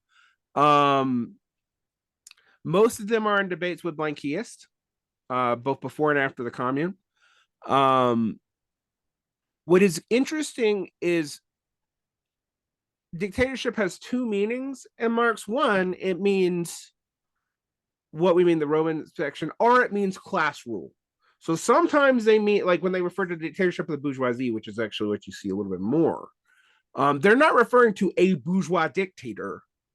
They're referring to class rule of the bourgeoisie suspending and limiting the law. Um, and in fact, a whole lot of Marxist theorization is why are the bourgeoisie giving up on their own values so much? Like they're the one who gave us liberty, equality, and fraternity, or and they're not living up to it. And in fact, they're turning on it immediately for property. And he's trying to work that out. But he's also trying to work out what it means to suspend society. All right. Now, this became very unpopular in the late 20th century for whatever reason. But there is a stage theory of revolution in Marx, and there are later stage theories of revolutions. But the one we get in Marx, and we only really get it in the writings about the dictatorship of the proletariat, and then in the critique of the Goethe program. He doesn't write much about this. And because Marx and Engels are afraid that you can't say too much about this, you can't actually predict the future in that way. We can have goals. He uses the classical goal from each of their own ability to each of their own needs. He doesn't even think that the dictatorship of the proletariat or the socialist society that will emerge from that will have that. He doesn't think that. All right. He thinks that you're going to be compensated equally for your hours worked. So you're going to get hours in, hours out at first until you develop enough social surplus so you don't need to do that anymore. But that's also not the dictatorship of the proletariat. The dictatorship of the proletariat is during the seizure of power. There has to be a suspension of the political, and you have to get rid of the other classes. Now, by get rid, we do not necessarily mean kill all of. All right, I want to be very clear on that. They thought it would have to be violent, but Engels and Marx both indicate that they think because it is the majority imposing will on the minority, that the violence won't have to last very long. And the goal of the dictatorship of the proletariat is to suspend civil society and bourgeois law to the entirety of the class, represented by some class organ, Marx and Engels kind of have a notion of the party, but they don't write about it a lot. Like it doesn't come up a ton. It comes up mostly in letters. Um, but that this class organ will represent the entirety of the class, and the goal is that civic participation and political participation would be a dictatorship and that only these people could be engaged. But the goal is to turn all of society proletarian. Because once you do that, well, there aren't classes anymore. And in fact, for before you can even talk about socialism, which again isn't the final goal, you have to do that, right? You have to get through this period of shutting people out of political life and reincorporating them are by making them proletarian. And as they become proletarian, as they participate in work, they participate in political life again. But the ultimate goal is to get rid of political life. Like, we it is the administration of things that is the ultimate goal of Marx. And we can, one of the distinctions between even Lenin and Losurdo is Lenin, for example, does think the ultimate goal is a stateless society. Right. His highest form of Losurdo is iffy on that. Yeah. But Lenin takes this from Marx. Marx believes it too. The difference between Marxists and anarchists classically is that anarchists think that it can happen very quickly or immediately and almost everywhere. And Marxists think, no, we can. If you try to do that, you're going to try to impose this thought that you have right now from the world that you have right now and the world of the future to how are you going to do that with only one, with only one class and get rid of everything without everything completely falling apart and it being way more bloody than it needs to be? And three, your thoughts are conditioned by the society in which you live in. So you would have to actually participate in this society for a while, maybe generations even, before you would be able to start thinking in a completely non-capitalist way. Now, there are debates about what elements of capitalism Marx thinks is going to survive. I am of the opinion that he's talking about time accounting. A lot of people think he's talking about markets. He doesn't say, but he does say in Critique of the Goethe program that even after dictatorship of the proletariat, because of the conditioning of the prior society, there will still be bourgeois elements around. And not just bourgeois rights, because bourgeois rights will be universalized, so everyone will have them. You'll have true freedom of speech, so there will also be freedom of speech at work, which you don't really have, and stuff like that. So that's the promise. The dictatorship of the proletariat comes from the Paris Commune getting their ass handed to them by, not suppressing the other political classes who then betrayed them to, the bourgeois mobs who had them all shot. And Marx doesn't want that to happen again. But he does say his model for the dictatorship of the proletariat is the Paris Commune itself. Yeah, and that's the key thing and why it's so pivotal for him. Right. So it is not, despite what people will tell you, the general secretary of the party is the dictatorship of the proletariat. No. The dictatorship of the proletariat is a class itself. Now, here's the issue, and this is the issue that you kind of get into. Balabar talks about this and talks about Lenin, Lenin calling for this, but then Stalin kind of betraying it by saying they've achieved the dictatorship of the proletariat. Yep. Which, even Balabar is like, no, they didn't. Duh. But I think you have to accept that this is not a pacifistic view of politics. This is not a view of politics where we immediately reconcile with the former people and they can all have political rights. The idea is once you start producing society, even if you were bourgeois before, there's this concept actually in Marx called proletarianization. It has two meanings. One meaning is that the development of capital is forcing you into a more proletarian-like position. You lose your rights to productive property. You start subsisting by your labor. You're bought out. Like Marx thinks that most of petit bourgeois, not all, but most, are going to be forced into proletariat anyway. That's a problem later on. We can deal with that later. But like his logic for it's pretty sound. Um, uh, but he talks about proletarianizing, but he also talks about voluntary proletarianization, which is where you, like Marx and Engels did, where you choose to throw your lot politically in with the proletariat. And if you were in a communist society, you'd be willing to work. So there's two meanings of proletarianization. There is I have become proletarian because the capitalist economy has made me, or I have choose to see my future in the proletariat. Both of those things, in a way, would happen under the dictatorship of the proletariat, except that under the dictatorship of the proletariat, since the proletariat's running society, it's no longer bad to be proletarianized because you get into collective rule, you have access to work. And so that's going to happen to everybody. And yes, for the expropriators of labor, the bourgeoisie, that's going to kind of suck.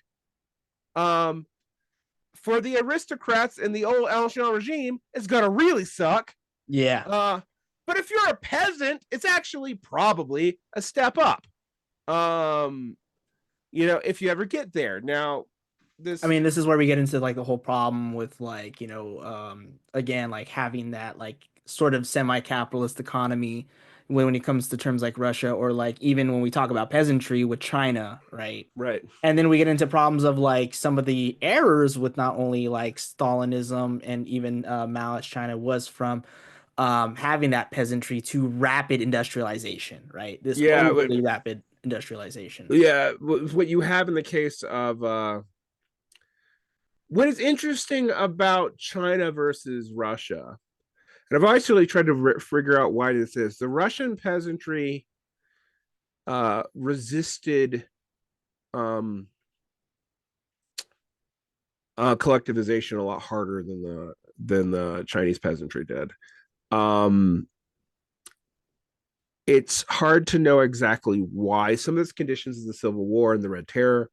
By the Red Terror, by the way, we don't mean the purges of the Yuzov-China. That's the 30s. Red Terrors in the early 20s. Uh, there's also like these fairly high property peasants, and if you think about what a peasant's an interesting position, because if a peasant is selling their wares on the market, they're also petit bourgeois. But if they're just subsistence, or if they're serfs, they're not. But so you have this rapid collectivization.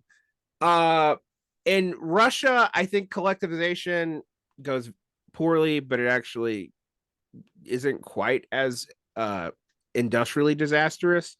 In China, it goes better socially, but trying to get peasants to collectively smelt massive amounts of steel in the factory in their backyard is a terrible idea.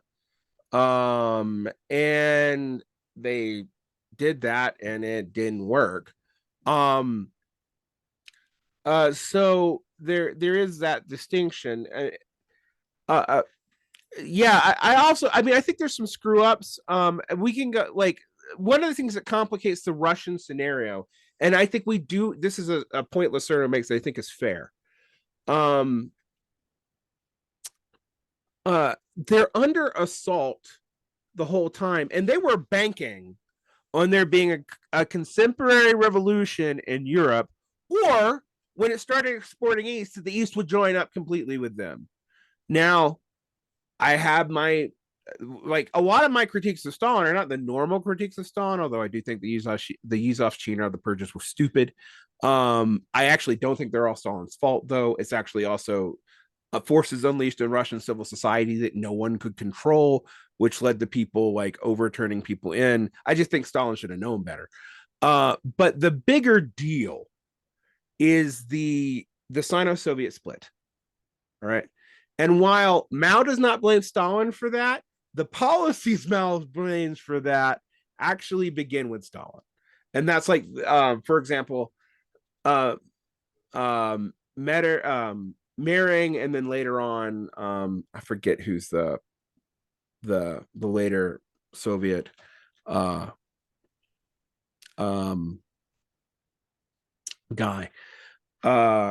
Like when they have parties join the Comintern, they don't have the Chinese communists join the Comintern.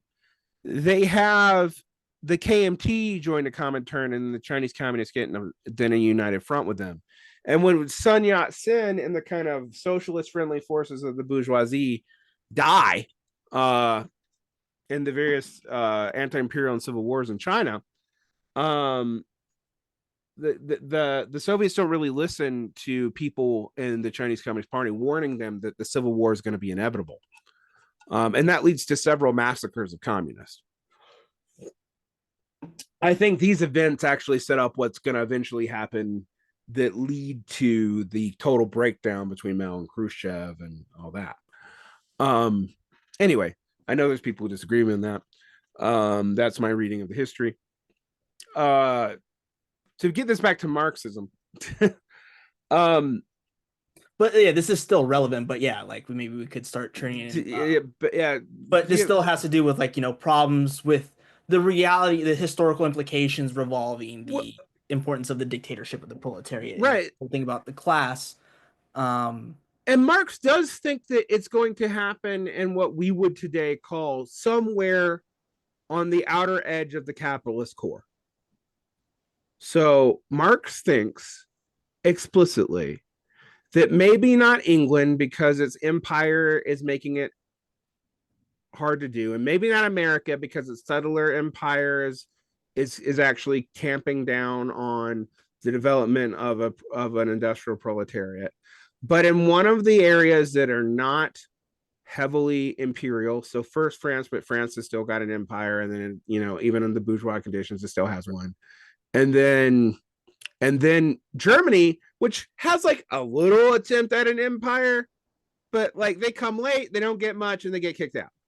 And so the idea becomes, okay, well, since they don't have an empire, they're going to have to develop their forces and they do actually. German efficiency is way higher than the imperial capitalist powers. They have to be efficient. That's not true in the States. That's not true in England. That's not true in France. And so that's why they kind of think, well, it's going to be a periphery of the core. And again, they don't use this language. This is modern language where this is going to happen. All right. And then these other people can join up with that. All right. Now, the big debate, both about the peasants and the dictatorship of the proletariat, but also what you have to do. One of the critiques the Second Internationalists like Kautsky make of Lenin, all right, is that they call him a Jacobinite. And that's one, the implication that they're petit bourgeois, and two, it implies your revolutions happen too early. You're gonna have to run a standard dictatorship, not a dictatorship of the proletariat, to maintain it. And it's gonna be so bloody, it's gonna turn people against you. And Trotsky goes, because this is when Trotsky's still in the Bolsheviks, but Trotsky's the responder, and Trotsky goes, okay, sure, but we've had the revolution. What the fuck are we supposed to do? Basically, I mean, that's basically his argument. Like, we're gonna have to do this. I'm not betraying the revolution we just had because we accidentally had it at the wrong time period. Like, and so one of the debates you see in Marxism, even before the Russian Revolution, in fact, the American Marxist Daniel de Leon was critiquing the Second International for this as early as like 1905. All right, was the confusion between the bourgeois and socialist revolution, whether or not they could happen at the same time or happen separately. And he was accusing them of that because at the time it was felt that Germany hadn't even finished its bourgeois revolution. They still had an aristocratic feudal class laying around. Yeah, absolutely. Yeah. Chancellor. So that's the critique that De Leon was making of Kautsky. Was it actually, ironically, the critique that Kautsky was making of Lenin in his debates with Trotsky. in the, during 1920, 1921. Hmm. Um, so yeah. Now, when we talk about the birth of Marxism, um, Marxism to me is Engels, Kautsky, Lenin, and then philosophical Marxism is Lukács. Yeah. Um, And it's so interesting bringing Lukács back into loop because this, when you read like history and class consciousness, like he has a consistent reading of Marx, right? He's even bringing up poverty philosophy. I think it was our mutual comrade Daniel Tutt saying that he had access to some of the archives thanks to the USSR, so yeah, he he was able did. to read like some of these early works that weren't even like published yet. So like he had access to like these notebooks, the economic, what would be probably the economic manuscripts, German Yeah, ideology, etc. And the so like letters. the letters, so like alienation, reification was like his central thing. I think In he runs a little crazy with it in history class consciousness. Like if you follow his, ironically, I think this is true for Lukács and for Althusser. If you follow Lukács's reification of society, and this idea they pick up from some manuscript pieces in the philosophical manuscripts of real subsumption, you end up, you could actually argue that how would the hell would you ever get out of capitalism because everybody's real subsumed to it. Yeah, Ironically, I think you get to the same problem in Althusser, believe it, right, because of interpolation and structural Marxism. You start being right, like, the only way out of this is like, well, the way that Althusser academically gets himself out of it is going all the way back to Lucretius, the kind of like post Socratic Hellenistic philosopher, uh, um, to aleatory materialism. Basically, well, there's right. random contingency will create space, and then you can act in. And I'm like, okay, Right, right. This is that's his like Spinozist and right. Yeah, it's when he goes to Spinoza and Lucretius, and um, which is why someone like Catron would say that he calls him pre-Socratic. Well, but right. he uses that term to anybody. You would call Heidegger, Zizek a pre-Socratic philosopher, To be whatever that fair, I means. think it's actually true for Heidegger, but like, Yeah, exactly. Well, yeah, yeah, yeah. but yes, I mean, but to get to I actually think there's interesting things from the structuralist debate. I'm not, again, not willing to throw Althusser out of the canon. I'm not willing to throw in a lot of these people out of the canon. My thing with Marxism, um, we've talked about these concepts, and I think I agree with you. The most important political one is the dictatorship of the proletariat, and the most important political economic one is the imminent critique of bourgeois society. When I get to capital, capital is interesting because when Marx thought he was writing initially was going to be a total explanation of bourgeois society, starting from the commodity and then going all the way to the state, we don't really get that. We Right, get like Capital Volume 1, 2, and 3 are actually like you're building out. So you like the first one's a commodity and proprietor, the next one's like logistics and banking and credit money, and then the third one's like the beginnings of the overall system. Then you get theories of surplus value, which is like where does the surplus value come from, where the profits come from, what are the theories, what are our imminent critiques of them. um but we don't get like a theory of the bourgeois state. And I actually am sympathetic to the non-Marxist. Uh, I always forget if it's Alan Ryan or Ryan Allen because he has two first names. yeah, Um, who actually says if you read Marx closely, there's two theories of how the bourgeois state works. One is the copacetic ruling committee of the bourgeoisie, which is actually kind of how England worked, and the other is the fractious fighting theory of the bourgeoisie, which is what he saw in France.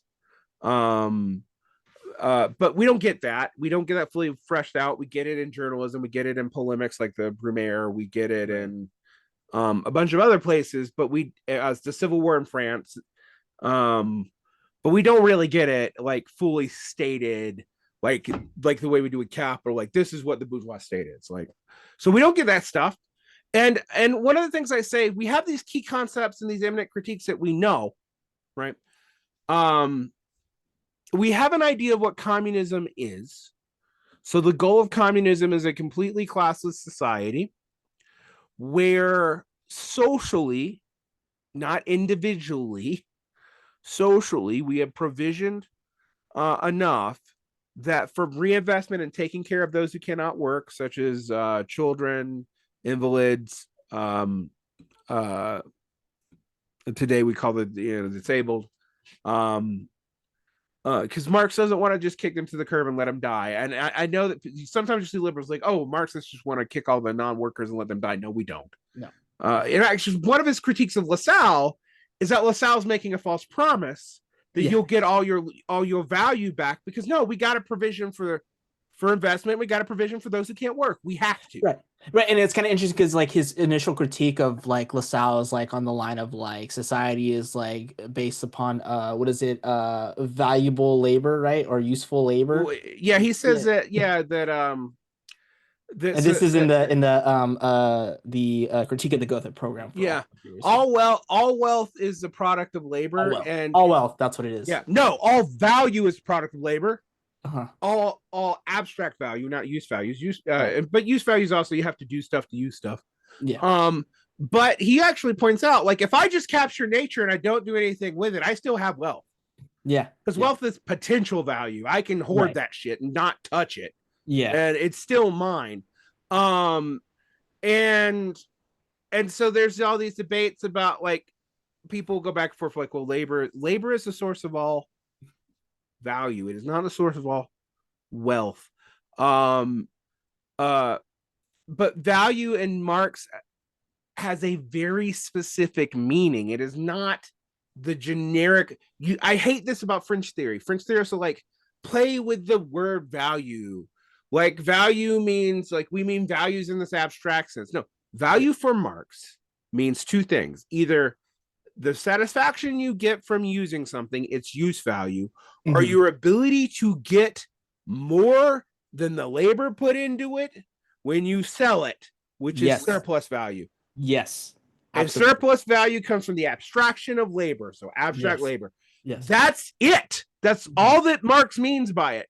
We're not playing fucking word games with value here. And he gets those concepts from Ricardo and Smith, although he is critiquing them. He Yeah. adds another category, socially Yeah. necessary labor time, which is not in those other two. Yes, and I will just point out this is one beautiful thing of Karatani. If there is a break from the Mhm. early and mature, it has nothing to do with a humanism versus a sort of structural materialism. It's from the fact that in his imminent critique of Ricardo, he breaks away from Ricardo's labor value or theory of labor value, right? And Mhm. to from what I understand, Ricardo kind of substantializes it and makes it sort of almost metaphysical to something that is aligned with Samuel Bailey, the British economist, who sort of adds a social element to it. So for Karatani, it's like if Kant was a Leibnizian at first, then the Humean skepticism of all events have a cause as a skeptical thing woke him from his dogmatic slumber. Then the Marx, as an adherer to Ricardo's theory of labor value, is awoken from his dogmatic slumber by reading Samuel Bailey. So I thought Right. that was a very interesting, sort of homology. I would agree with that too. And one of the things that I think people should take away from this is Marxism is not just created by Marx, but I do believe, even though there's additional concepts. So I mentioned the three that are unique to Lenin. I'll now mention the ones that are kind of unique to Kautsky. The Vanguard Party. Now, the Vanguard Party does not mean the party that tells everyone what to do. It means that people who are educated, who, because Marx talks about this as the most advanced layers of the working class will lead, and then socialists will join with them. And this idea that develops in the Second International, workers are backwards. There's a lot of us who are intellectual, a lot of us are upper skilled workers. We're going to merge together. We will, the socialists are the people who are ideologically committed to working this out, but we're going to merge with the workers. And the Vanguard, the only function of the Vanguard Party as a vanguard is to do the following, which is to educate the workers on what the political economy means. And we got to remind ourselves, guys, like, they are reading Capital Volume 1 out loud to people who often could not read in their native language. Yes. So they are going through this in like little workers groups where what I do online, where I read a text and talk about it, they did that.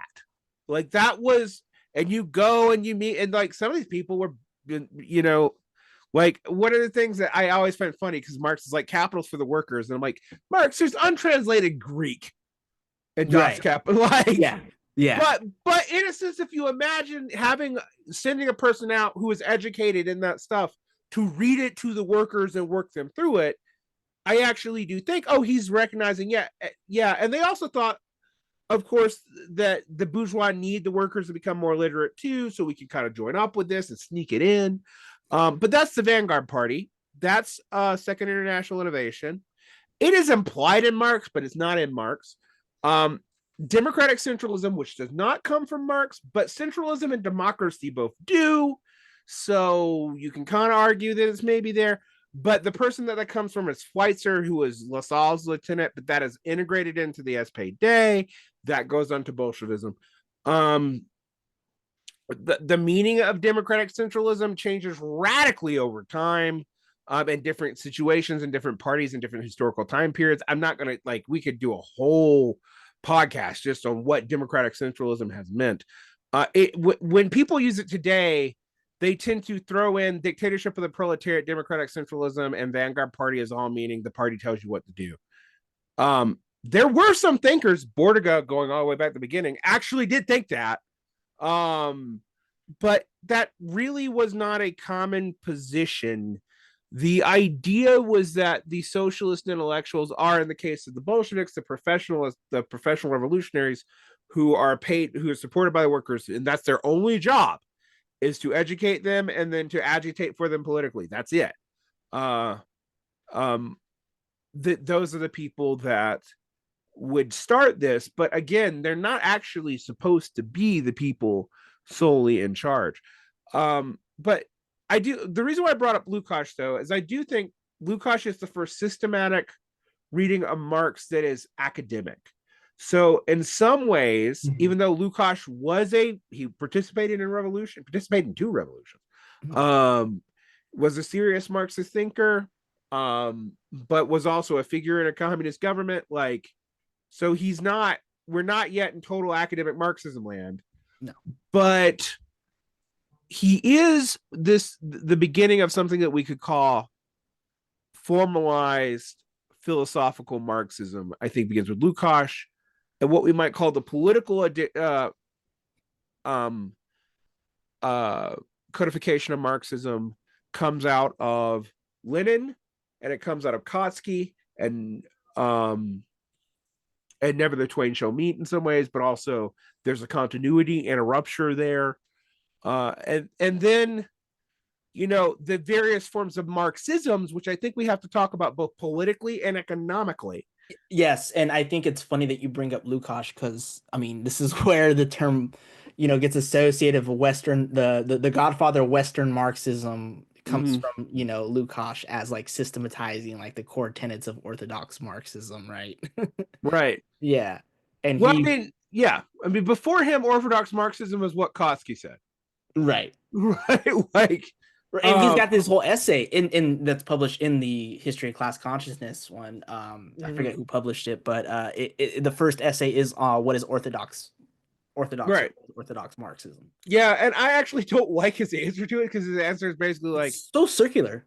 The methodology of Marx, and you're like, but what is that? And he's like, well, when there's a revolution, it's the science of revolution. And I'm like, okay, but what is that? And he's like, well, you know it when it happens. I'm like, well, damn it, Lukács. Yeah. Yeah.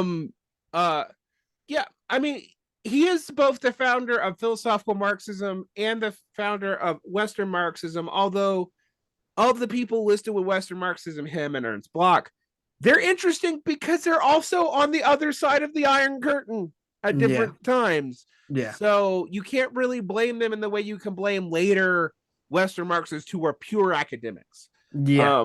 Because what happens after World War II with Marxism, and it doesn't just happen in America, but it's really bad in America, but it also happens in France. It happens less so in Italy, but eventually happens in Italy. Is as the Communist Party gets in a more and more stagnant position, and there's more and more new Marxisms popping up, the representatives of Marxism become professors. And Yeah, I mean, like if you think about it, even in France, which was like, of course, it led to academic Marxism, and of course, there was this sort of disconnect between the academics and the failures of the French Party, because a lot of the French Party prior to and even leading up to the May '68 movement were siding with The Gaullist, yeah. yeah, the Gauls. Yeah, I mean, someone like Lucien Goldman, was the sort of head of.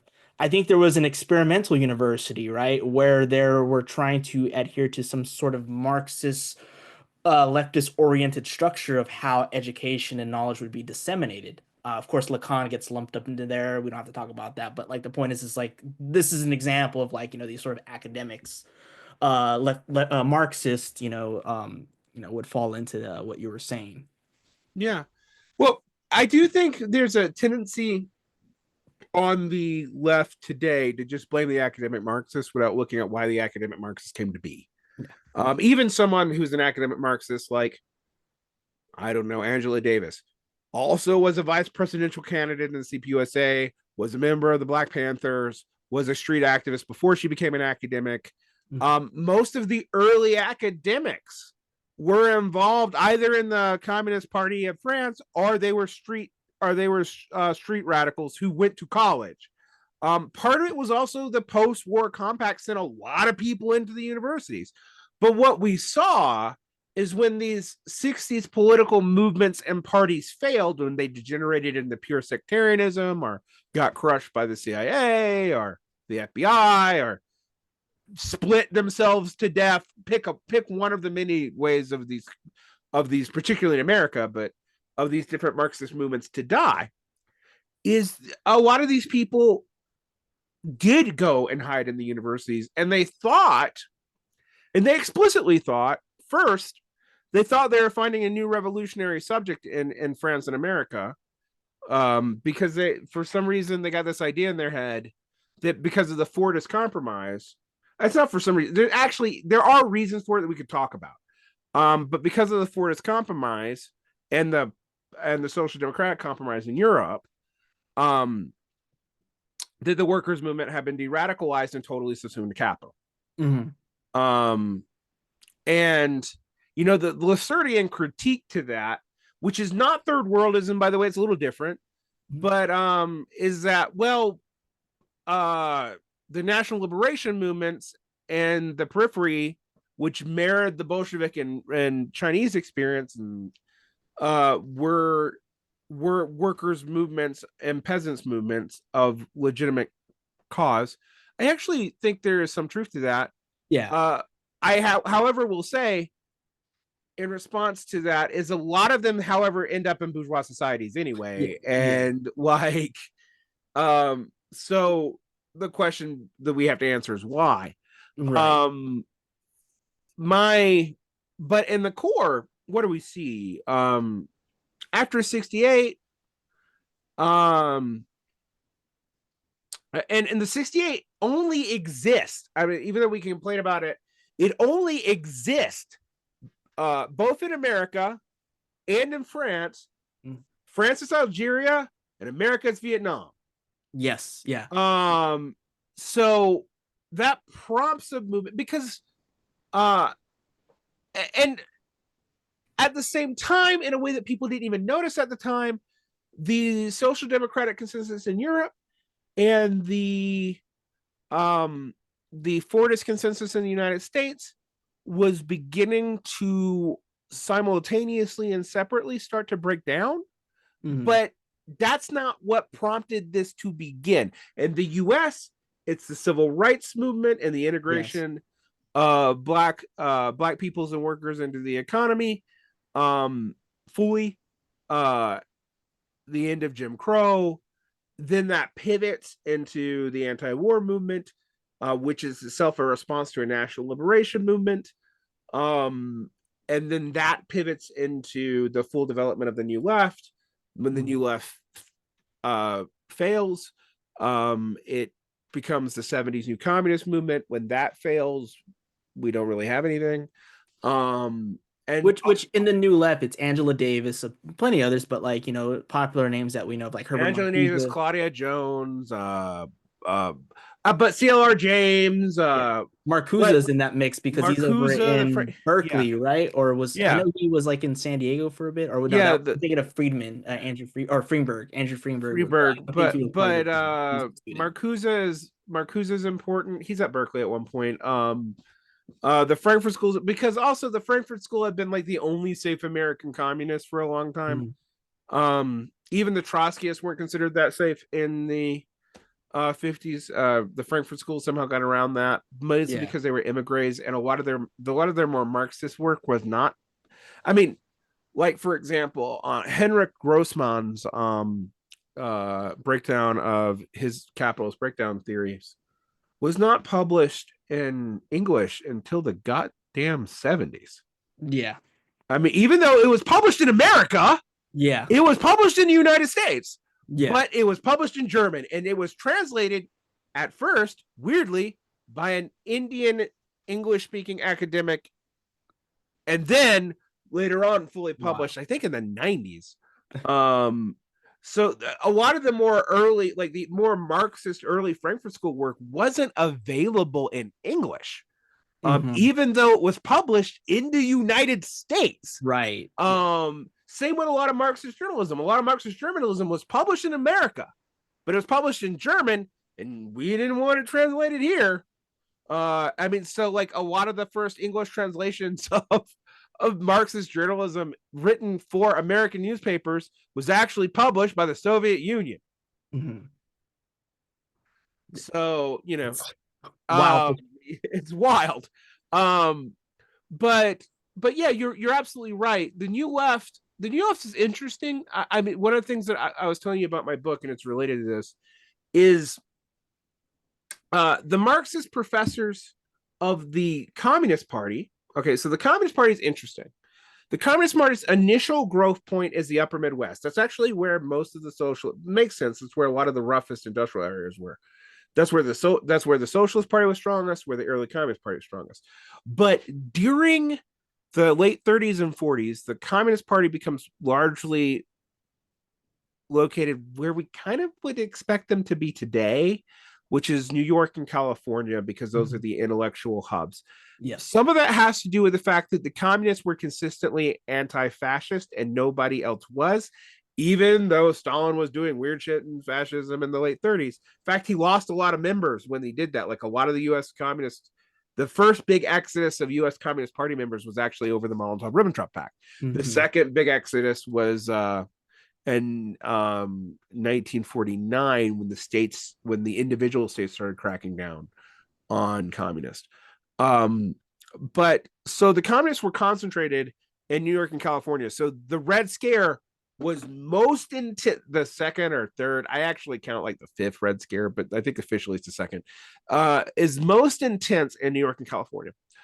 You have a bunch of left liberal Marx adjacent scholars in the Midwest, where there is still some of this old sewer socialist Marxist tradition left. And they hook up with the civil rights movement.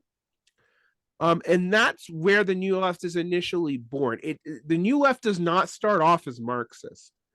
And then when the CPUSA, which I mentioned was much older than most of even some of these professors, but definitely much older than the Civil Rights Commission, etc., starts to fragment. The CPUSA does really well in its historical relations with the Black community. That's probably why there are so many African American Marxist Leninists, because Hmm. the CPUSA was really good on that. And during the 50s, you might joke that you were either uh, an a black civil rights activist or you were a Fed. Like in the CPUSA. Yeah. So like which is not totally true, but it's kind of close. Like we know from COINTELPRO, there was a whole lot of Yeah. No. Feds in the CPUSA. um, so by the late 50s, and by the 60s, mid 60s, the CPUSA starts to grow again. Um, but the Sino-Soviet split means that like a lot of this early growth splits off almost immediately. So you have these new movements coming up. and then they all get tied up in these various new theories about where we're going to find the revolutionary subject. Like the Black Panthers debate amongst themselves whether it's the unified working class, that's Hampton and Newton, or if you're Cleaver, it's the lumpen proletariat, which is actually kind of a reversion back to anarchism in Yeah. my Yeah. um uh and so a lot of these movements are highly diverse. We call them Marxist Leninists because they were like they had good things to say about Stalin, Mao, etc., or at least not terrible things to say about them. But the problem that you have is that they also didn't know a lot about what was going on in the Soviet Mm-hmm. Union.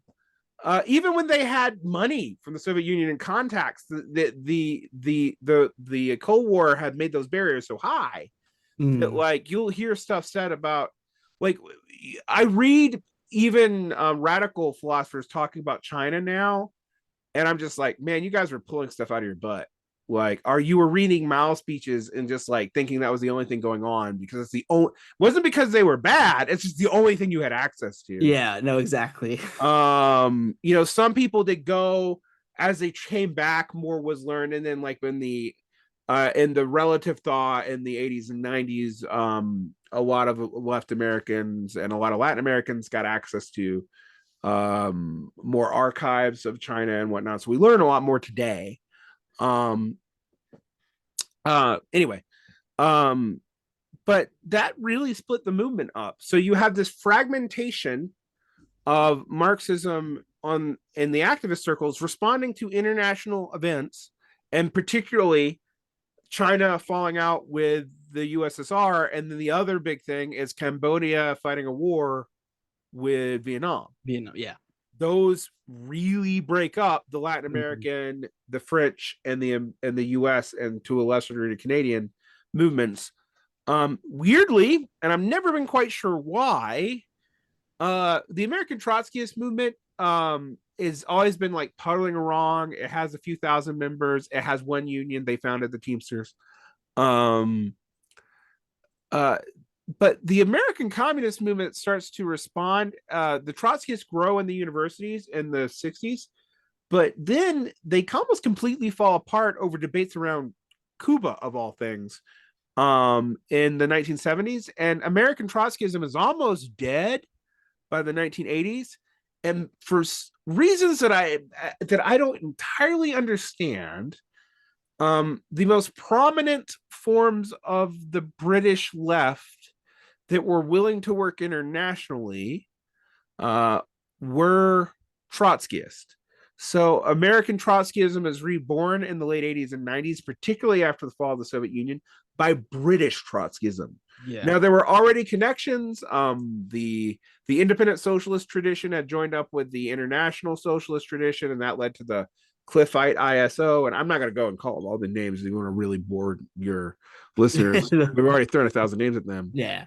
But what you see is Marxist Leninism in America becomes a minority position if by Marxist Leninism you mean either Khrushchevite or classical Stalinist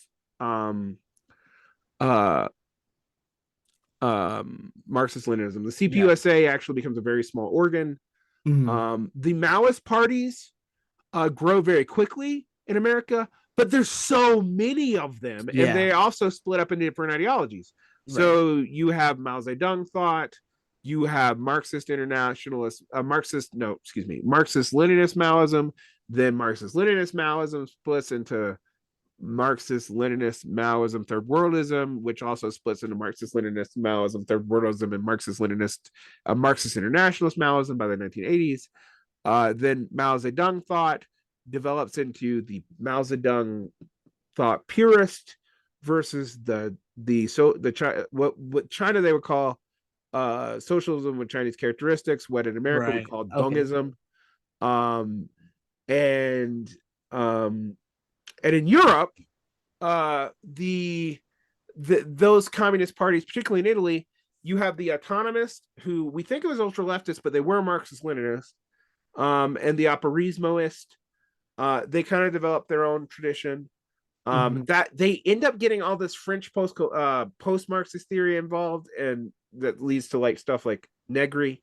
Yeah, and hard Um, agree yeah. in Empire. Um, Bifo, a lot of the like post Operaismo, uh, and Eurocommunist, which are like some kind of weird synthesis between Second International and Third International, and then what we would call Dungists, which are Maoists, but Maoists who favor the market reforms versus the Maoists who like the Cultural Revolution. Yeah. And Losurdo comes out of that third category to bring that back. Exactly, which I think could bring us to a transition to talking about Lacerdo, because that was one of the points that I wanted to bring up in this conversation is sort of relevance. And I think this also could tie into many things, but one of the things I want to talk about is aligned with the theory of class for Marx, because I know we mentioned that he never really has a definition because right as he gets to it, he doesn't finish it in Right. volume three. Now, Lacerdo, right, he's got many works, and the most popular one out right now is his one that was edited by Jennifer Ponce de Leon and Gabriel Rockhill, Western Marxism. But his sort of encyclopedia of like if he has a theory, a sort of philosophical, political theory to add to Marxism, it's his class struggle work. And he Mhm. wants to criticize like those that want to say, like for instance, Habermas, that the working class has died because of the welfare state. Mhm. And then he's critiquing like populist thinkers on the left, like Leclau. And his theory of class, he is drawing surprisingly from the manifesto, the Communist Manifesto. Mhm. And he thinks of it as not only as a history of, all existing class struggles, or history is like a history of class struggles, but that, class struggle for Marx is not just on the worker capitalist, but also, as he calls, these struggles for recognition that have to deal with, national liberation, the abolishing of slavery, women's oppression, racial oppression, and that these things take on different developments and even coincide with the workers' movement and the workers' struggle against exploitation and domination by the capitalists, which is something that, like, some of our contemporary comrades, like, Chris Catrona would say that that's not Marxist, and take this sort of stance against Lacerdo's sort of anti-imperialist orientation. Now, I don't know if Lacerdo himself would say that he's explicitly anti-imperialist, although he does care about the importance of the social totality of the imperial core. I think that a lot of Gabriel Rockhill's sort of thinking and persuasion mystifies Lacerdo, that I would say from my reading of Lacerdo that Lacerdo and Gabriel Rockhill are two separate thinkers. Um, I would actually, I mean, even though I kind of like Gabriel Rockhill, I would actually agree with that. One thing I would say is Rockhill's concerns come out, in my opinion, and just because I know his biography, I don't know the man personally. I know I am on good speaking terms with a student of his, but mhm, um, uh, Rockhill's concerns come out of the intersection between the OSS and CIA and the early American Marxist industry, and then the incorporation of people that he calls what that Lacerdo calls Western Marxists who aren't Marxist. Foucault, Hannah Hannah Arendt. Arendt, yeah, Um, I mean, I think Hannah Arendt's actually a profoundly conservative thinker. I mean, absolutely. like deeply conservative thinker. Um, but uh,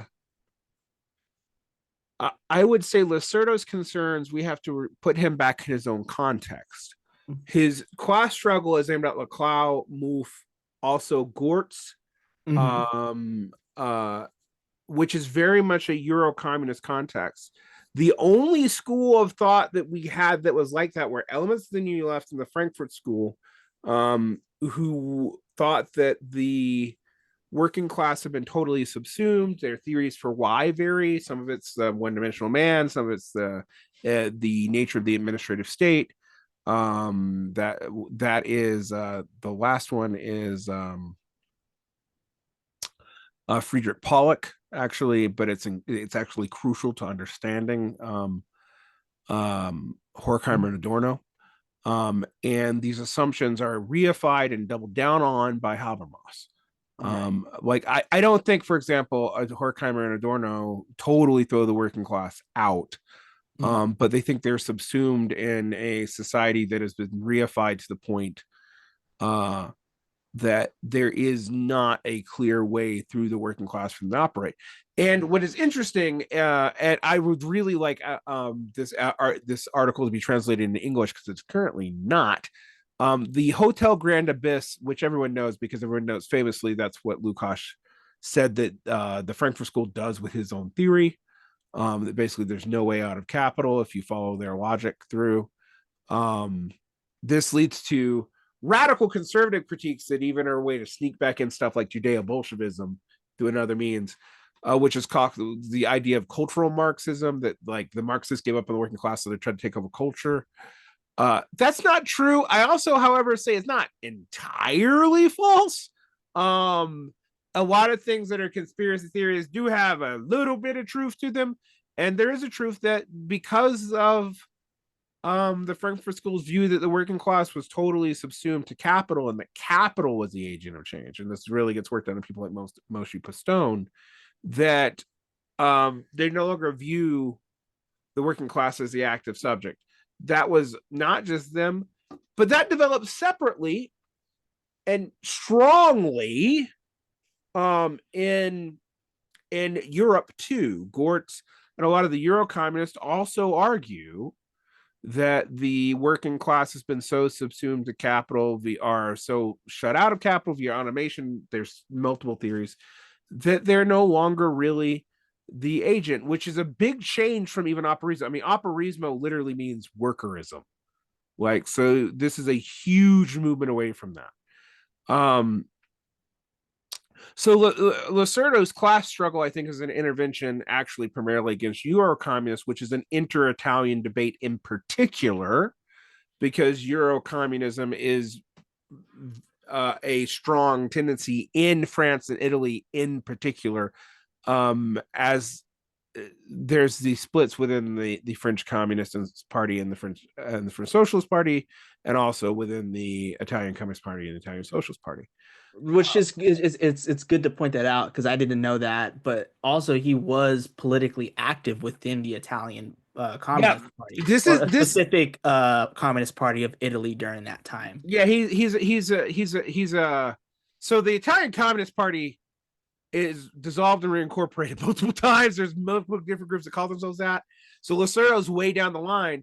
But yes, these are political interventions that he's doing as a philosophical historian that I think are kind of in an Italian context. Now, the Rockhill is in an American/French context. He worked at the Sorbonne. He became burnt out with post-Marxism and post-structuralism, I think legitimately, and he started noticing the way in which various intelligence agencies intersected with them through the Congress of Cultural Freedom, which almost I hate to tell people, almost everybody who was an American academic gets implicated by the Congress of Cultural Freedom, oddly, except for someone like Christopher Lasch. Which Who, you said that you learned about it from him, yeah, right? I learned about it from him. He Yeah. called it.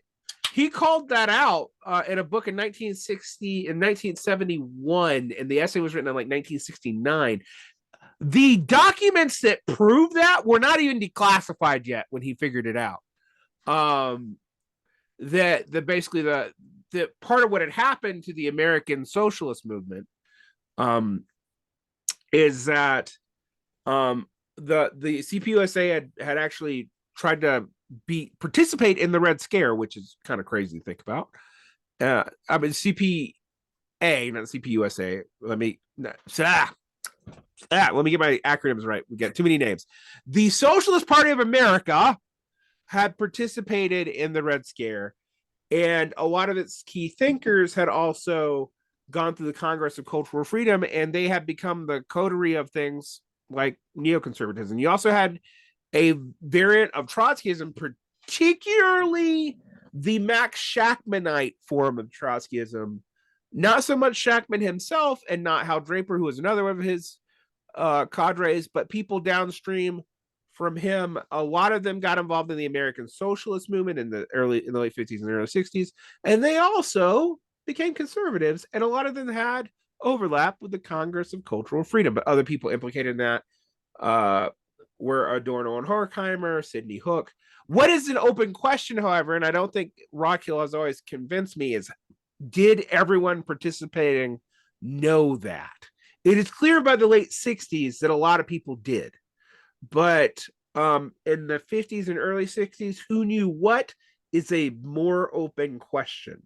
And so, but Rockhill is not wrong. There was an intersection with the American Intelligence Agency with a lot of Marxist academics. What I think it is amazing to learn about mid-century America is how much the military intelligence agencies and the CIA were on campuses. Mm-hmm. Because like Terrence McKenna and the weird fucking hippies and shit had touches with the like you just go through absolutely. and you're like almost everybody that you William Buckley, the conservative thinker, had ties to the CIA. Julia fucking Childs had ties. I mean, like, Gloria Steinem had ties to the CIA. Yeah. And that's known, it's documented, it's open. Mm-hmm. Like, I mean, even the fact that some of these people are still alive and it doesn't come up is a little weird. Yeah. But especially when you got like these like MK Ultra, theories and stuff like that, and then like they don't say like who was a part of it, like besides like right.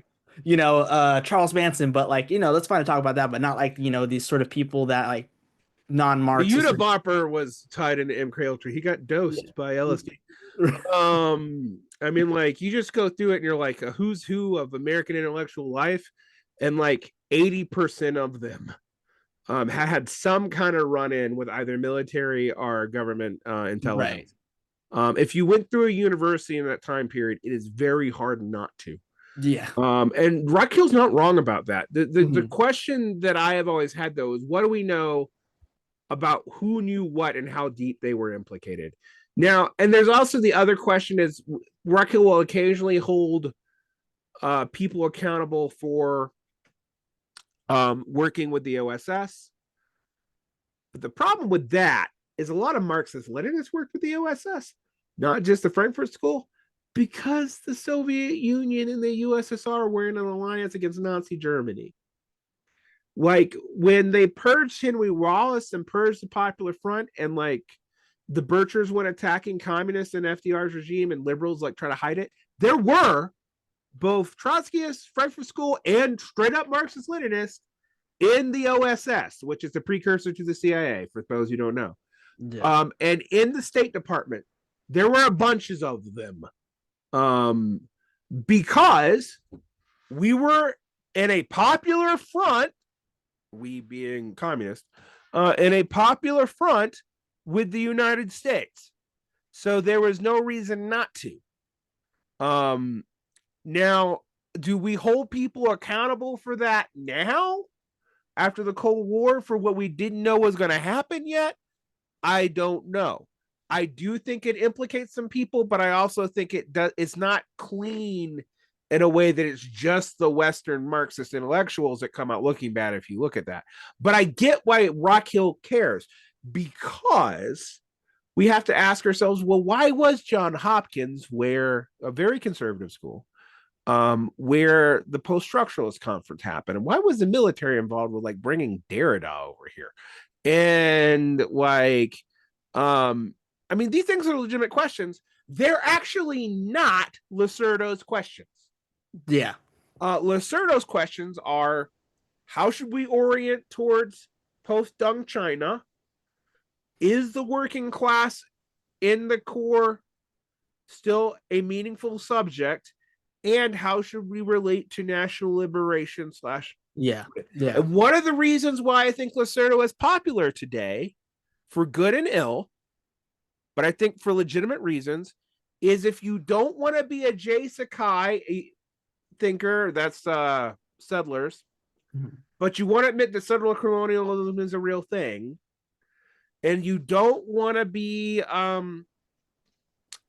you don't want to be a pure old-fashioned Hojist Marxist or some kind of weird Stalinist sectarian, and you think markets might be acceptable, but you do think that we should have some kind of goal, Losurdo is applicable to you. Yeah. I actually really like the class struggle book. I like 70% of the liberalism book. I like 70% of the Nietzsche book. I'm reading his Heidegger book for the first time. So far, I love That, it. that's the one I haven't read. I know you've mentioned good things about the Bonapartism one, which I think is really good. And I think it goes hand in hand with the liberalism one, Mm-hmm. in my opinion.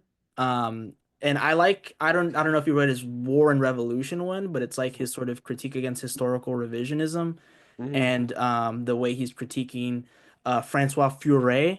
And I think the other guy, Noltz, Ernst Nolt, maybe it's another. Ernst Noltz, who is not he is not a Holocaust denier or a Nazi apologist, but he's one of these like, well, we have to get over the Nazis and just not talk about Yeah, fascism. Like, exactly. And he's really adamant about that. And the fact that these two people and then people that like kind of like are sort of influenced by the trajectory of history want to I guess talk about like the errors of Stalinism tracing back to the French Revolution and the mm, Jacobins and the war like the reigning terror and that how we could see revolutions that are associated with a synopsis of Jacobinism as an illness, the sort of Le Bon Tocqueville type thesis of that group psychology is an illness. And so right. I found that really helpful. Fourier is not quite Demestra, but he's kind of close. Yeah. Um, uh, for those of you who don't know, Demestra is the arch reactionary who's kind of like the proto-fascist. Uh, but anyway, the um, I have my critique of the Western Marxism book is not that it's all bad. I do think it's unfair to Ernst Bloch.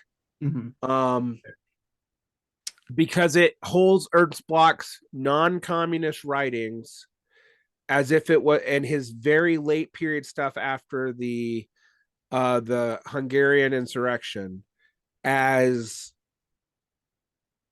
systemic of his entire thought. However, to slightly defend it a little bit, I will say a lot of people read Ernst Bloch's non pre-Marxist work and they read Ernst Bloch's late work, and I actually even kind of like Ernst Bloch's late work, but they read Ernst Bloch's pre-Marxist work and try to incorporate it like it's Marxist. So Losurdo, in doing that, is actually reflecting a lot of errors that people make. Right. My first response was like, why are you calling Foucault and Arendt Western Marxist? But then I Right. had to think about it. I'm like, but they had to have a lot of influence. Yes. People who Yeah. are Especially Marxist, you Foucault know, as in his Maoist, stage, which was more opportunist, and he was talking in his Knowledge Power text, which is like a compilation of dialogues with a Maoist on popular justice, so yeah, I mean, Foucault is weird because he was like politically aligned with Maoist, but he was an anti-Marxist. Exactly. And he made it, Like, I mean, Didier Eribon, his biographer, even states a lot of his anti, communist sentiments. right. I mean, Yeah. like, and particularly like late Foucault. I mean, like he Hmm. flirts with neoliberalism for a little bit before he dies. He doesn't ultimately stay there, but like, yeah, I mean, I get it. Um, uh, I am more ambivalent. The Stalin book is the book I am most ambivalent on. I Hmm. actually agree with him about the Black Legend critique, as in we use Stalin to not deal with Hmm. um, the historical realities of the Soviet Union and the siege mentality they were put on. Hmm. However, I would also counter we use Stalin to not deal with mistakes the Bolsheviks made and try to place them all on one man.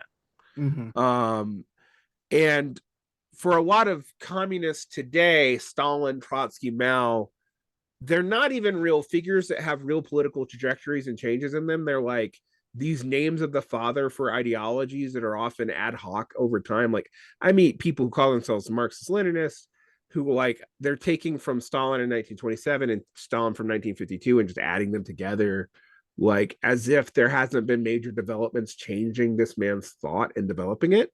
To be fair, we do that with Marx too, as to bring it back to the original point of this discussion. Like we either create these hard ruptures like, oh, there's Marx of young Marx and then there's old Marx and never the twain shall meet. There's an epistemic drift and it affects everything.